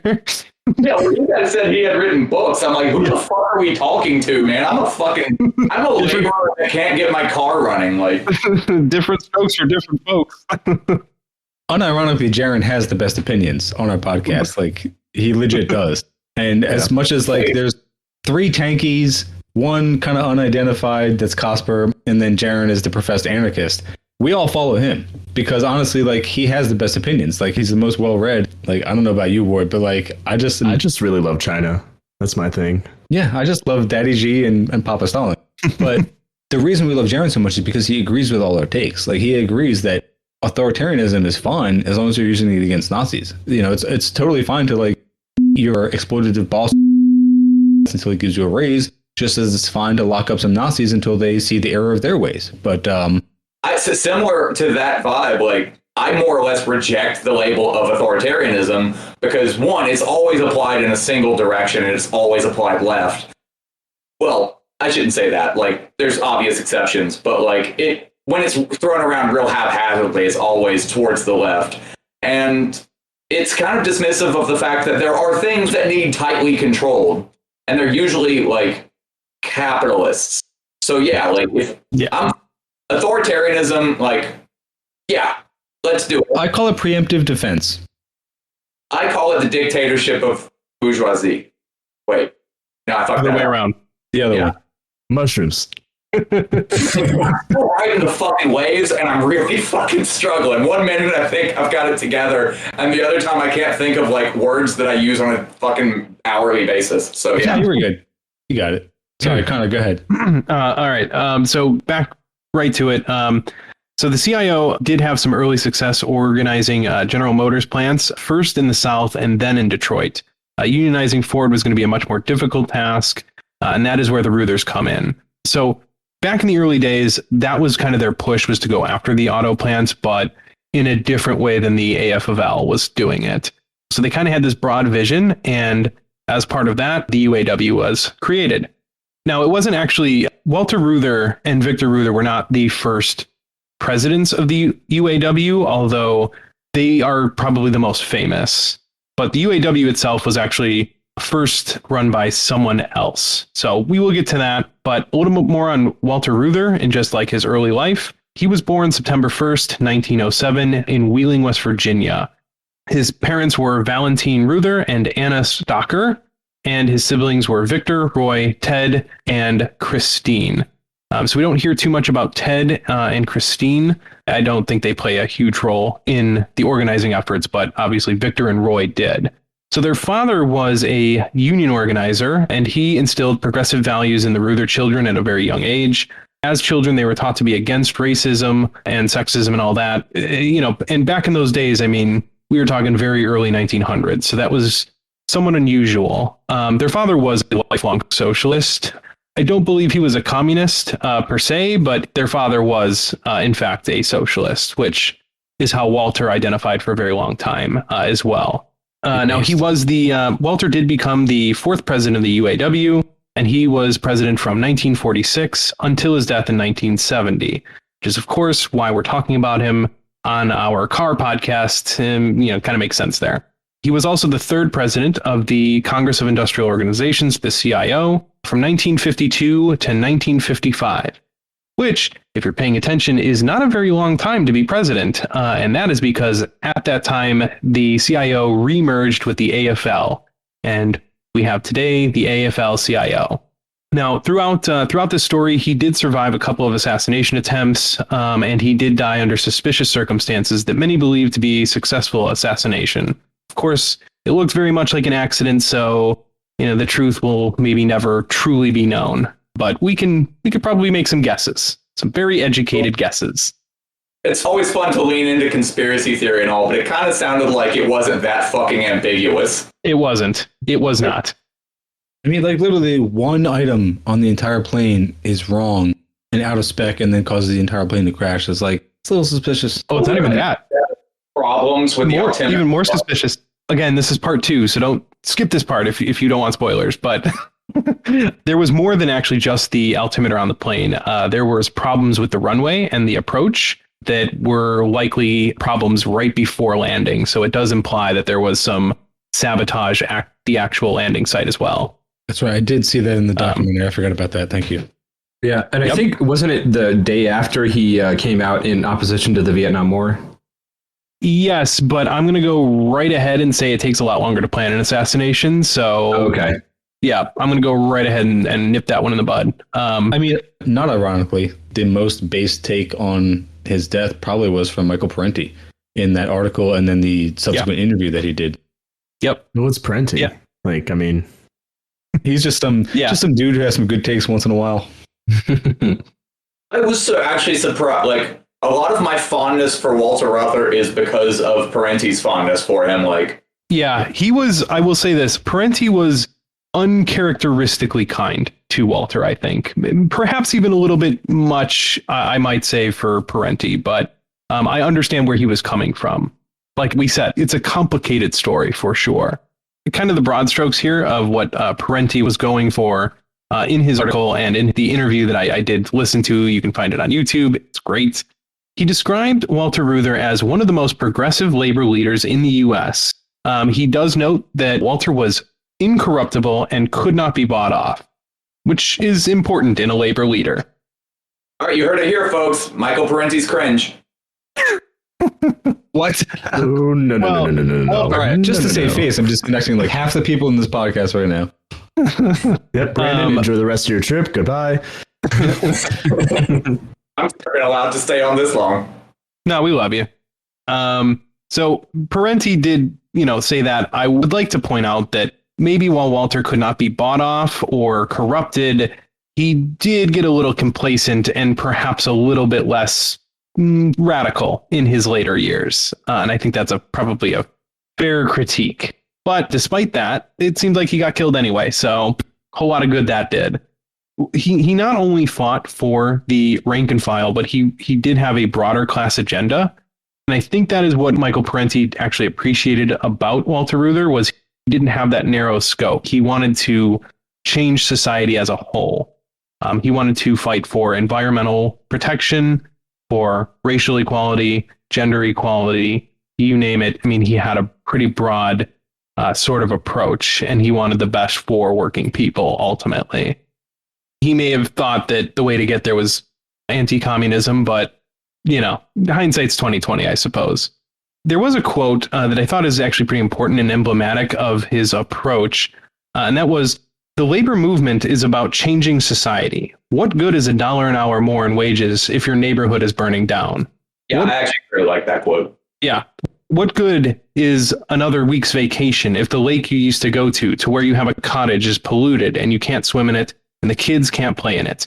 what good is another $100 pension if the world goes up in atomic smoke? And I think that sort of sentiment is what made him a good labor leader in a lot of ways. That is kind of the right approach. So he did have a lot of the right ideas. He just was a little cringe sometimes. Sounds like he was doom scrolling too. I mean, yeah, the 20th century was all about a lot of doom in the 20th century. So glad we're past all that now. Yeah, I know. Yeah, things are so great now. We right? got Trump out. It's all good. Yeah. Back to brunch. We want midterms coming up. Don't stir the boat. That's true. Yeah. Don't do anything crazy right before the midterms. The Democrats got to win, right? Right. Good. I'm glad everyone agrees. So let's kind of just take a brief look at like his early kind of life and his upbringing and his later political development. So the father obviously was a union organizer, and he did instill progressive values into the Reuther children at a very young age. Like he deliberately, it wasn't just like in passing. They had like, he taught his kids to debate amongst each other and like learn actual socialist values and stuff. So they were educated in it from an early age. Then in 1927, at the age of 19, Walter moved to Detroit and he got a job at Ford. This is noteworthy. He like talked himself into a very skilled position that supposedly required 25 years experience, at least for the job listing. And he apparently talked his way into it. And not only did that, he actually impressed in the role. So he was from an early age recognized as someone who was very smart, like incredibly so. Doing tool and die work, which I can fucking attest to, is fucking awful. Like it's very difficult. It's actually fun in a certain way, but it's very difficult work. Is it tool and die work? Yeah. Okay. Yep. So he talked his way into this position. He did very, very well at it. It was hard work, and that was part of him getting involved in organizing, but it was very, very hard work, and he was, in fact, good at it. So in 1932, so he had been working there for 5 years, he was fired for organizing a rally for Norman Thomas, who was running for president of the United States as the nominee for the Socialist Party of America. Ford claimed he quit, but Walter has always maintained that he was fired for his increasingly visible socialist tendencies. So we've seen this story before. Oh, no, he quit. And it's like, no, I was just, you knew what was up. So, of course, Ford fired him for that. This is when Walter and Victor actually took the opportunity to travel the world. And by the world, I mean that included Europe and Asia, which was Russia, China, India, and Japan, and obviously Europe. So this is noteworthy. When Henry Ford retired the Model T in 1927, he sold the production mechanisms to Russia. And American workers who knew how to operate the equipment were needed in the Soviet Union, so they could teach workers how to actually produce the cars in Russia at the time. Now, Walter and Victor were promised work teaching Russian workers how to run the machines and assembly line. With that employment assurance, the brothers embarked on a 3-year adventure, first bicycling through Europe and then working in the auto plant in Gorky, Russia. And they were there for about 2 years working in the plant. Now, it does note the auto plant in Gorky, Russia, where the unheated factories were often 30 to 40 degrees Fahrenheit below zero, which is very fucking cold. Yeah. If true, I don't fucking buy it. It could be a little embellishment. Walter does like to embellish, I think. Yeah, I was going to say, like, I read that and it immediately sent up huge red flags because at 40 below, machinery will no longer operate.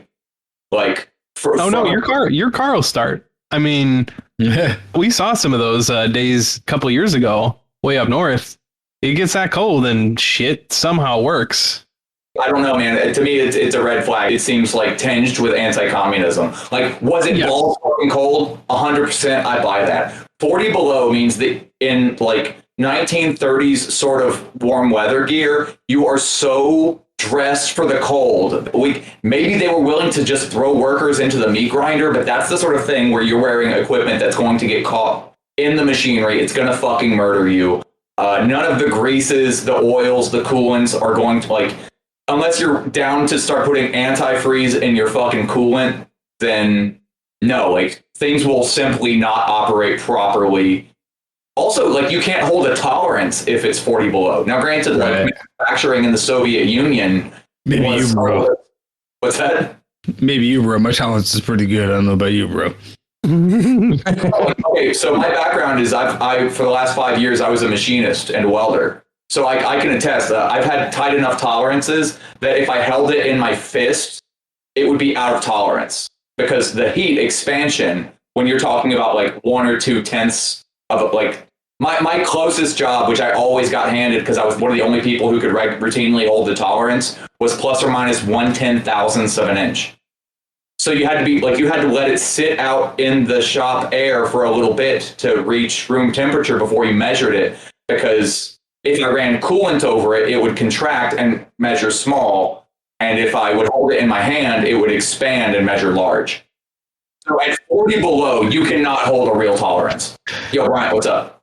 I just looked up weather stats for Gorky, and it gets down to like -11 in the winter, but I don't see it getting...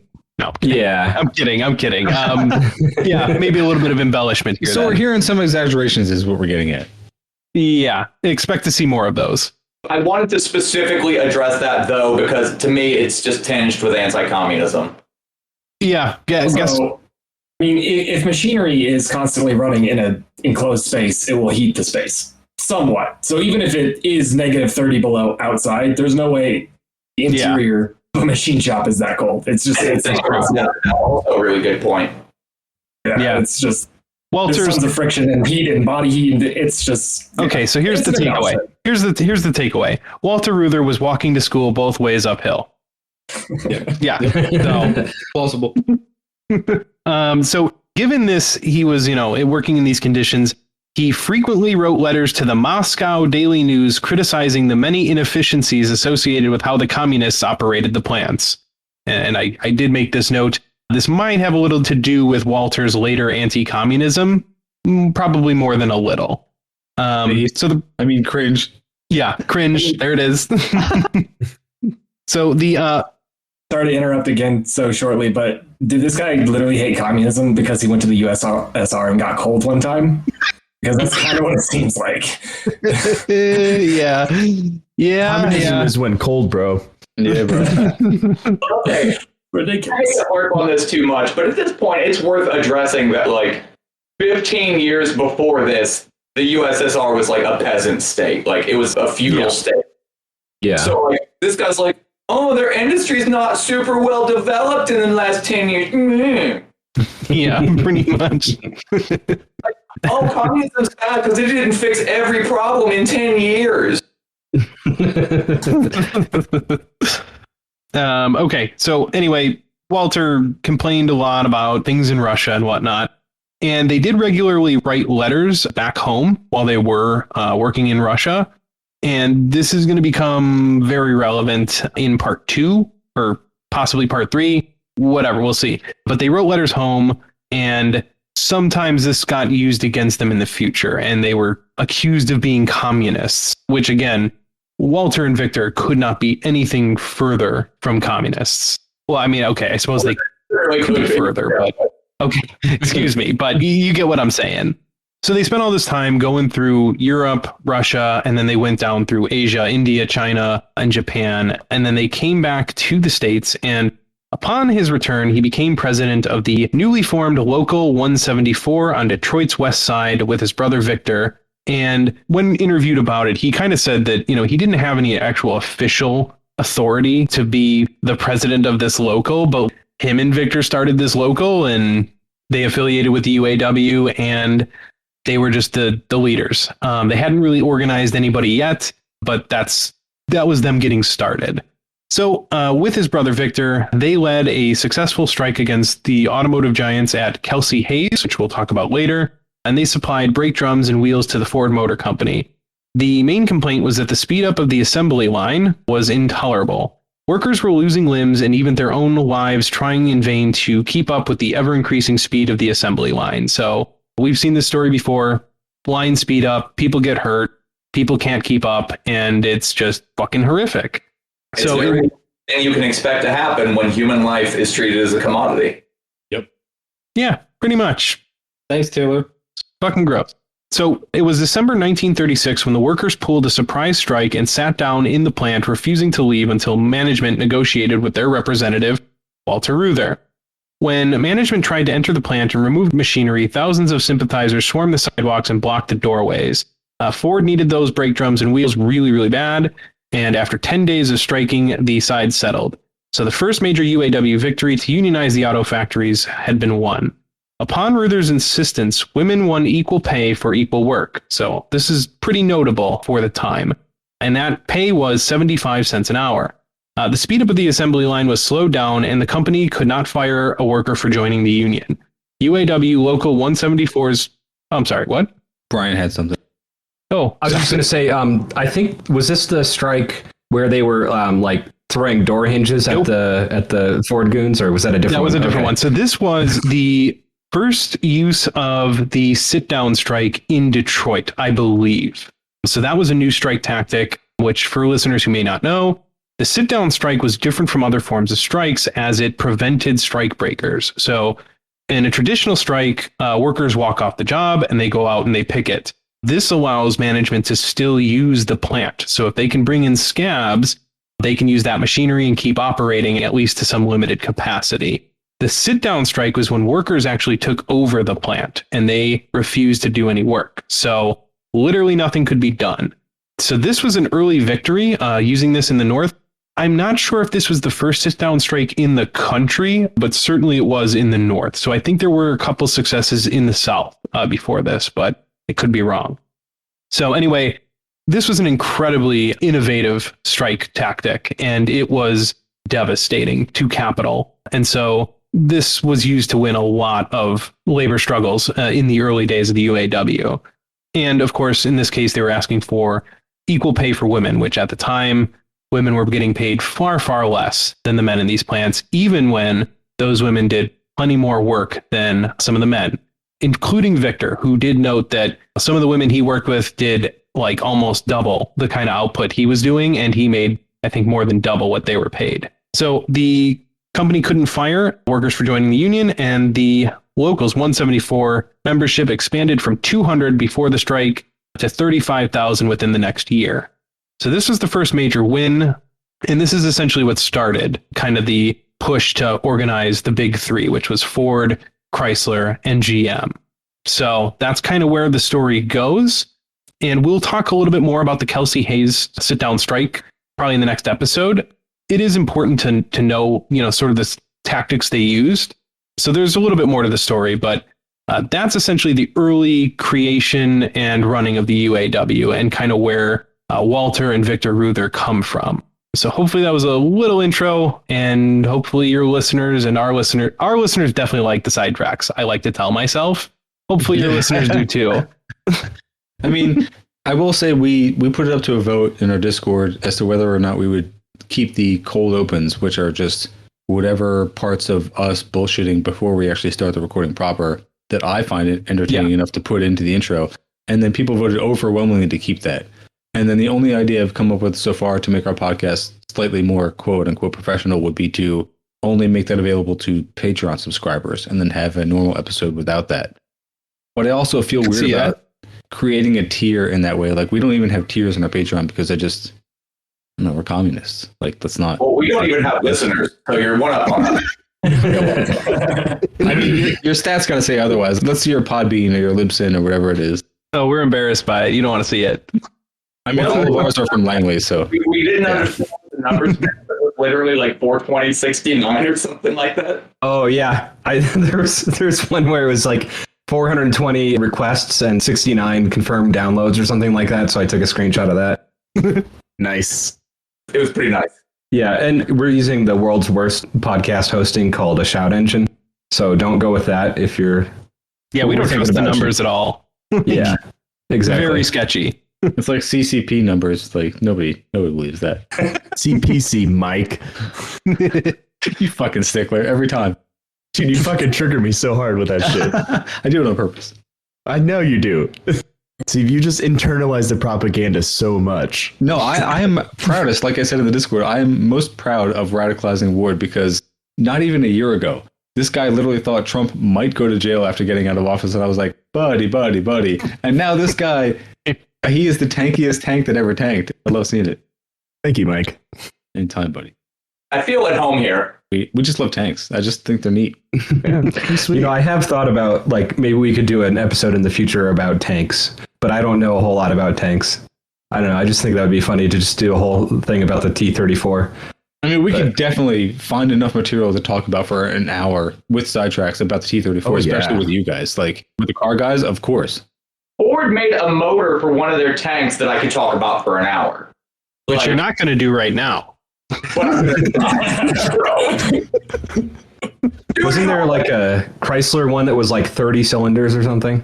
Dude, Ford made a V8 for tanks that was over 1,000 cubic inches. Yeah. Aluminum block. 1,000 cubic inches? Over it. Like, it was like 1,004, I think. And that was a V8, right? I think so. That's incredible. They made a V12 version of it too. The cylinder core spacing had to have been gargantuan, dude. It was. I bet it had a 2-foot stroke. Oh my god. Okay, you don't want me to talk for an hour, but you're trying. Okay, I'm right. Now, ladies. Of motor. All right. Yeah, that's a good place to leave it. 5 to 6 inch stroke without massive engineering feats because you missed the feat. We're underestimating the power of the mushrooms. All right, no, seriously. It's all me, man. I'm all motor right now. We will definitely have an upcoming series on the T-34 with the Cars and Comrades podcast. But until then, let me let you guys take the floor and plug whatever social media you would like to, and talk about your podcast. Give our listeners, if they haven't already gotten an idea of where they'd be getting if they come to your podcast, but just tell listeners about it and where they can find you guys. So our podcast is, I'll plug the social media. I'll let Brian explain what our podcast is because he knows that stuff better than me. But you can find us. I hope. I don't know. So you can find us on all the usual social media places by searching Cars and Comrades. So we're on Instagram at Cars and Comrades Podcast. Same with Twitter. Same with Facebook.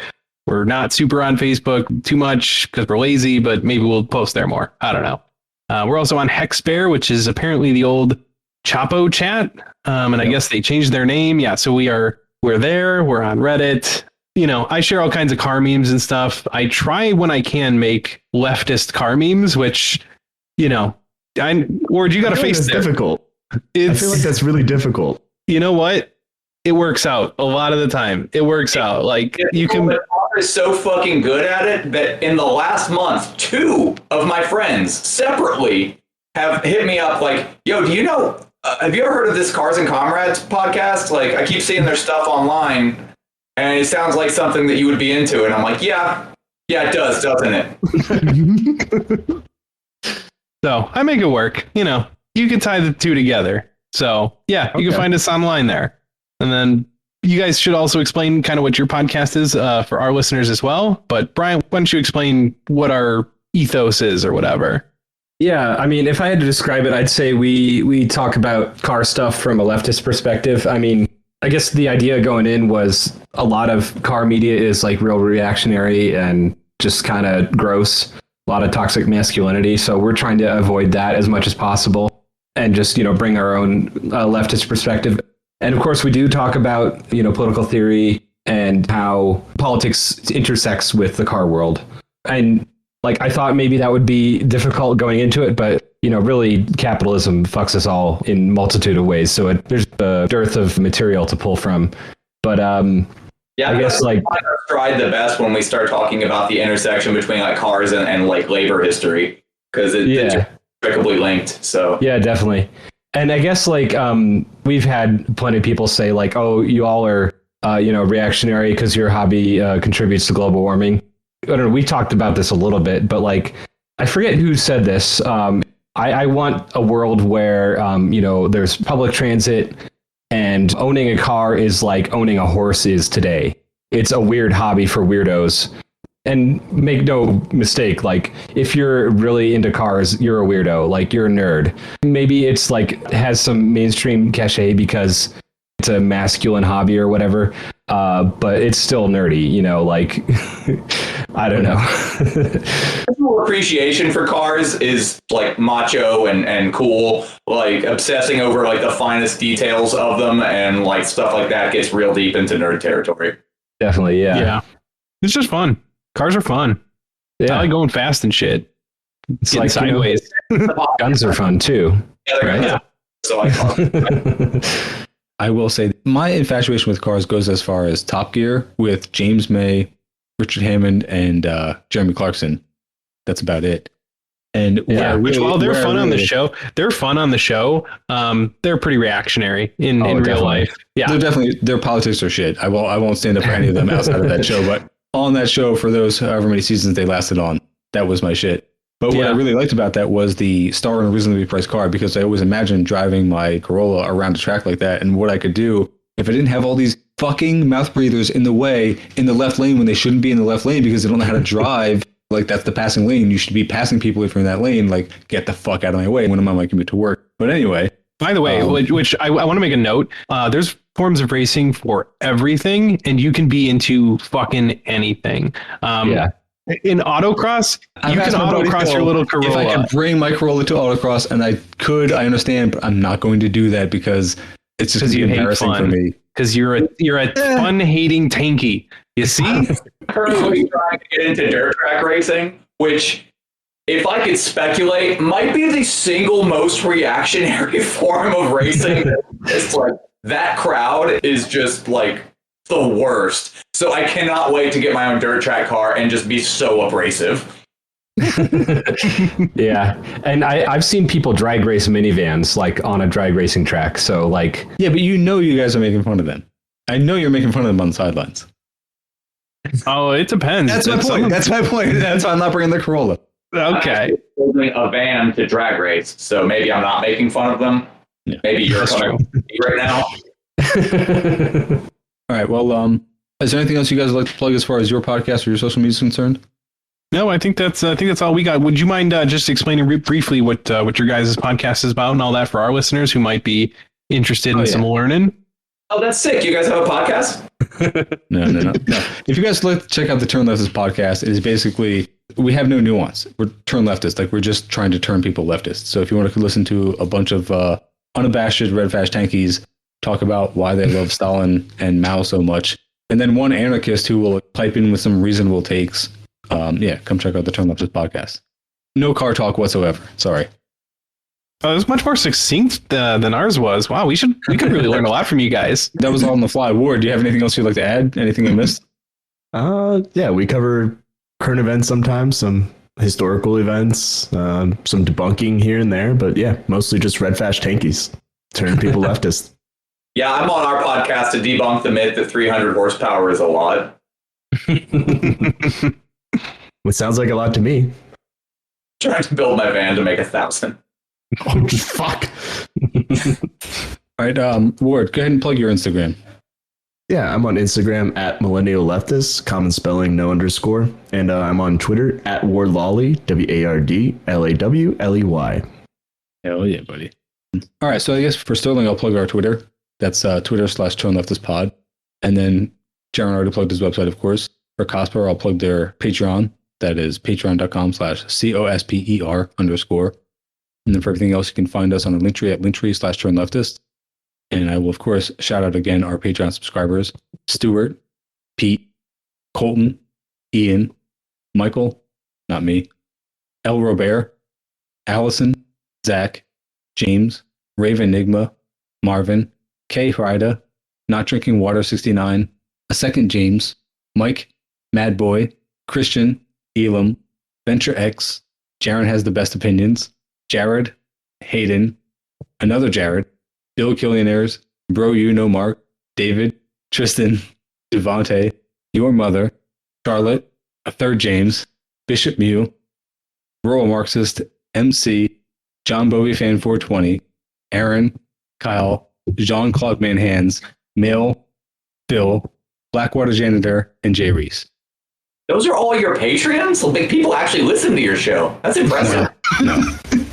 All right, I think that's it as far as the wrap up that we have. Is there anything else you guys wanted to add? No, you should cut it off sooner rather than later because we're just going to keep going on tangents. They're going to keep coming, so just cut it off whenever. List of things we're bad at, ending the show. On that note, thank you guys for joining us. Thank you so much for doing all the research that went into it. And I can't wait to do part 2 and probably part 3, maybe even 4. We'll see how long it takes us. Yeah, I think it's pretty safe to say that part 2 is where it starts getting really like genuinely fun and interesting. Yeah, sorry, this was the intro. Like, this was just the teaser. This is like the previews. Well, I mean, if we do car talk on every one, we'll get to part 6 or 7, part 5 at least. Like, Still haven't explained like rod to stroke ratios and like why you have to be careful with piston speeds for longer strokes. So, I mean, those are words that it all sounds like it makes sense to me. Yeah, it actually does. Most sensible thing I've said today. All right, thank you guys. All right. Later, listeners. See you guys next week. Good to talk to y'all. Have a good night. Later.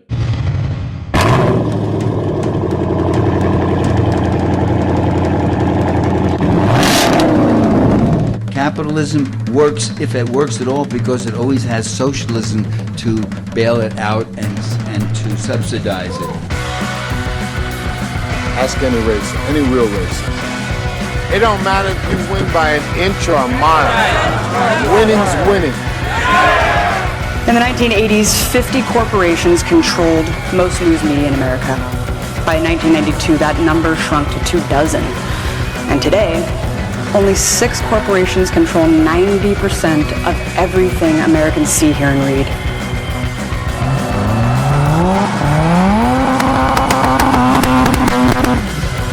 The money spent on the Iraq War alone, which killed 1 million people, 5% of Iraq's entire population, and planted the seeds for ISIS to flourish, could have covered all global investments to halt climate change trends.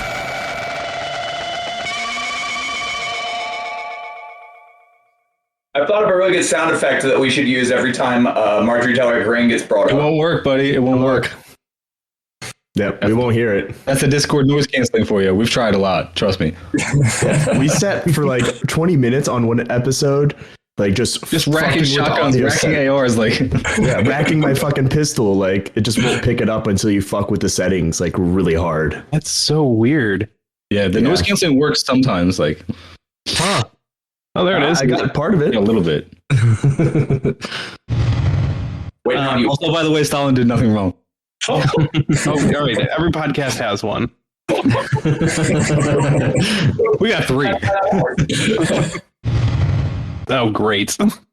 There's a Stalin picture now. Based. Thank you, Brandon. That is a very large poster. I'm actually like kind of pissed off that I don't have a Stalin poster now. It's like fucked up that I don't have a Stalin poster as much as I love that guy. Oh, great. All right, there you go. Perfect, Brandon. Stalin is your co-pilot. I didn't know like a lot about what you guys are about, so you said Stalin did nothing wrong, and I felt very important that I have this in the background. Stalin, take the wheel. Yes. No, I forgot when I said those other 2 things. I forgot robot cops, because that's the big one. Like, robot cops will not be as sympathetic. Like, you will not be able to picket robot cops and put like a daisy in the muzzle of their rifle and win them over to your side by making them realize they're actually part of the working class. Like, once we have robot cops, you guys, it's all over. Just well, letting you guys know. Like, programmed robot cops, what's going to happen is they're going to pose and like take pictures with all of the protesters to show that they're actually the cool robot cops, and then they're going to murder all the protesters afterwards. I'm just picturing like Elysium robot cops and then like them doing photo ops like Abu Ghraib style. Oh, that's what I'm picturing. Holy shit. Yeah, there's a documentary about this from the 80s. It's called RoboCop. Yeah, was the Parenti is to Reuther as Fur is to Stalin? Perhaps, yeah, perhaps. Damn. Sorry, buddy. No, it's fine. I'm just like, no, because like on this side, I'm going to say that maybe this was somewhat of a bad take on Parenti, and I don't know if Grover Furred ever have any bad takes. So, I mean, Jaron left just a couple minutes ago. He would have some things to say about that. He has apparently some beefs with Grover Furred. Like, yeah, he's a laundry list. Yeah. I'm assuming Khan. I'm assuming he's not a big genuine. No. He doesn't. He does not like Grover Furr. But I mean, Jaren's our resident anarchist, like I said. But I only like Grover Furr because he says all the things I want to hear. I want to hear that Stalin's good. So just right into my veins, Daddy. Like, fun. I recently listened to. Again, I'm derailing us now. Fuck you. Everyone else gets to do it. I get to do it too. I have no time frame. Like we can do 7 parts. I don't give a shit, dude. Okay, cool. I recently listened to a podcast which it's focused on Grover Furr, and it was from this little Marxist podcast. I'm not even going to name it because I don't want anyone to listen to this. Left Radio, just some like little outfit out of the sticks. Nobody cares about him. Yeah, no. I was going to make a joke at some point about how you guys were moving up from Rev Left to us, but I couldn't even make that joke. It was. I mean, you should. That's a good joke. That's a good one. Yeah. If we're going to be honest, it's a lateral move. There is the joke. That's no, I forget what the name. They claim to be Marxist, and they're like, "Oh, we're going to debunk Grover Furr and show why he was wrong about this and that." And I was like, "Okay, cool. Like, why? I'm willing to. I'm a skeptic in general, so I like try and approach things like I'm going to listen, I'm going to pay attention, and they try to do this like debunking of all this stuff, and I was like, this is garbage. I'm perfectly fine with Sure, there is plenty that Grover Furr got wrong, and he made some pretty big claims, some that he couldn't quite demonstrate. However, this podcast was just like, they brought on this history expert, this supposed expert on the Soviet Union, never identified whether she was a Marxist or anything else, so we don't know her ideology. And she's like, and she just dismisses everything. And I was like, okay, but with what evidence? Like, you can dismiss it and laugh it away, but like, are you going to present any kind of evidence for your claims? You said, he's wrong about X, Y, Z. And it's like, okay, why? I found it very interesting where it's like, look, you can go through this debunking, but you're not going to get anywhere if you don't have any actual fucking evidence and your argument actually doesn't make sense. Like, they're just like, here's this evidence that like Stalin did something that was completely against his interests. And I'm like, okay, it was I can believe that. Zen's. I'm trying. Wearing with a ponytail or something, a wig. Yeah. Anyway, I just wanted to point that out, that I was like, I listened to it and I was very frustrated by their terrible, terrible arguments. I understand genuinely why people would be dismissive of a lot of Furr's arguments, but like, didn't he do the fucking legwork and was like, actually, no, this is the problem. Like, maybe he had some bad conclusions. I'm no fucking scholar on Furr, but like, he was actually doing a lot more historical work than I think a lot of other historians who were perfectly willing to accept Nazi propaganda. Yeah, he at least he had something to point to at the very least. You could say, okay, well, that source might be not the best. Okay, that's perfectly fine, but that wasn't the argument they were making. They're like, how could you believe something like that? It's like, okay, well, do you have any actual fucking evidence? Oh, well, that evidence doesn't exist. And you're like, what? Well, okay, you don't get to do that. I've seen one trot meme in like the whole time I've been doing this. Like, this is my life now, just living on the internet, looking at memes. But like, I've seen one trot meme, and it was supposedly debunking Grover Furr. The meme was basically like Grover Furr saying, my evidence for Trotsky collaborating with Nazis is the fact that there is no evidence. It must have been suppressed and destroyed. No, I don't know if that's the case. I don't know if that's like something that they were making similar sorts of arguments, and I was like, don't work that way. Sorry, you can make conclusions based on that. I asked the person who posted it, like, I was like, what is the context behind this? Trots have memes now? This is news to me. Like, I thought they just had newspapers. But I never got any response. Like, I never heard anything else to support that. So I don't know. But I think Furr's idea behind that was just because, like, when Khrushchev took over, like, they destroyed a shit ton of internal documents. But yeah, like, Grover Furr, he, like, went out of his way to learn Russian and then get access to, like, locked away Soviet files that, like, no one else had ever read before. And he fucking read them because he took the time to learn Russian. And so, like, one critique I see is that, like, people are like, well, nobody else has ever read that document, so like we don't know really what it says. It's like, learn some Russian, motherfuckers. Like, yeah, I mean, how hard is it? And to translate, like, do the actual legwork. Like, I think it's valid to critique some of for his like conclusions or arguments, but like, give him credit for his research. Jesus fucking Christ. I'm assuming that we're all familiar with how people love to quote like caloric intake of the Soviet Union versus the U.S. as like some sort of measure of superiority, like which the CIA admits was higher and more nutritious in the USSR. I don't know. I've seen some like really like claims that I'm skeptical of, but like, oh, dude, still on mushrooms. Jesus Christ. Yeah, they don't like wear off real quick, dude. They keep coming back. We'll do like just our normal wrap up or whatever.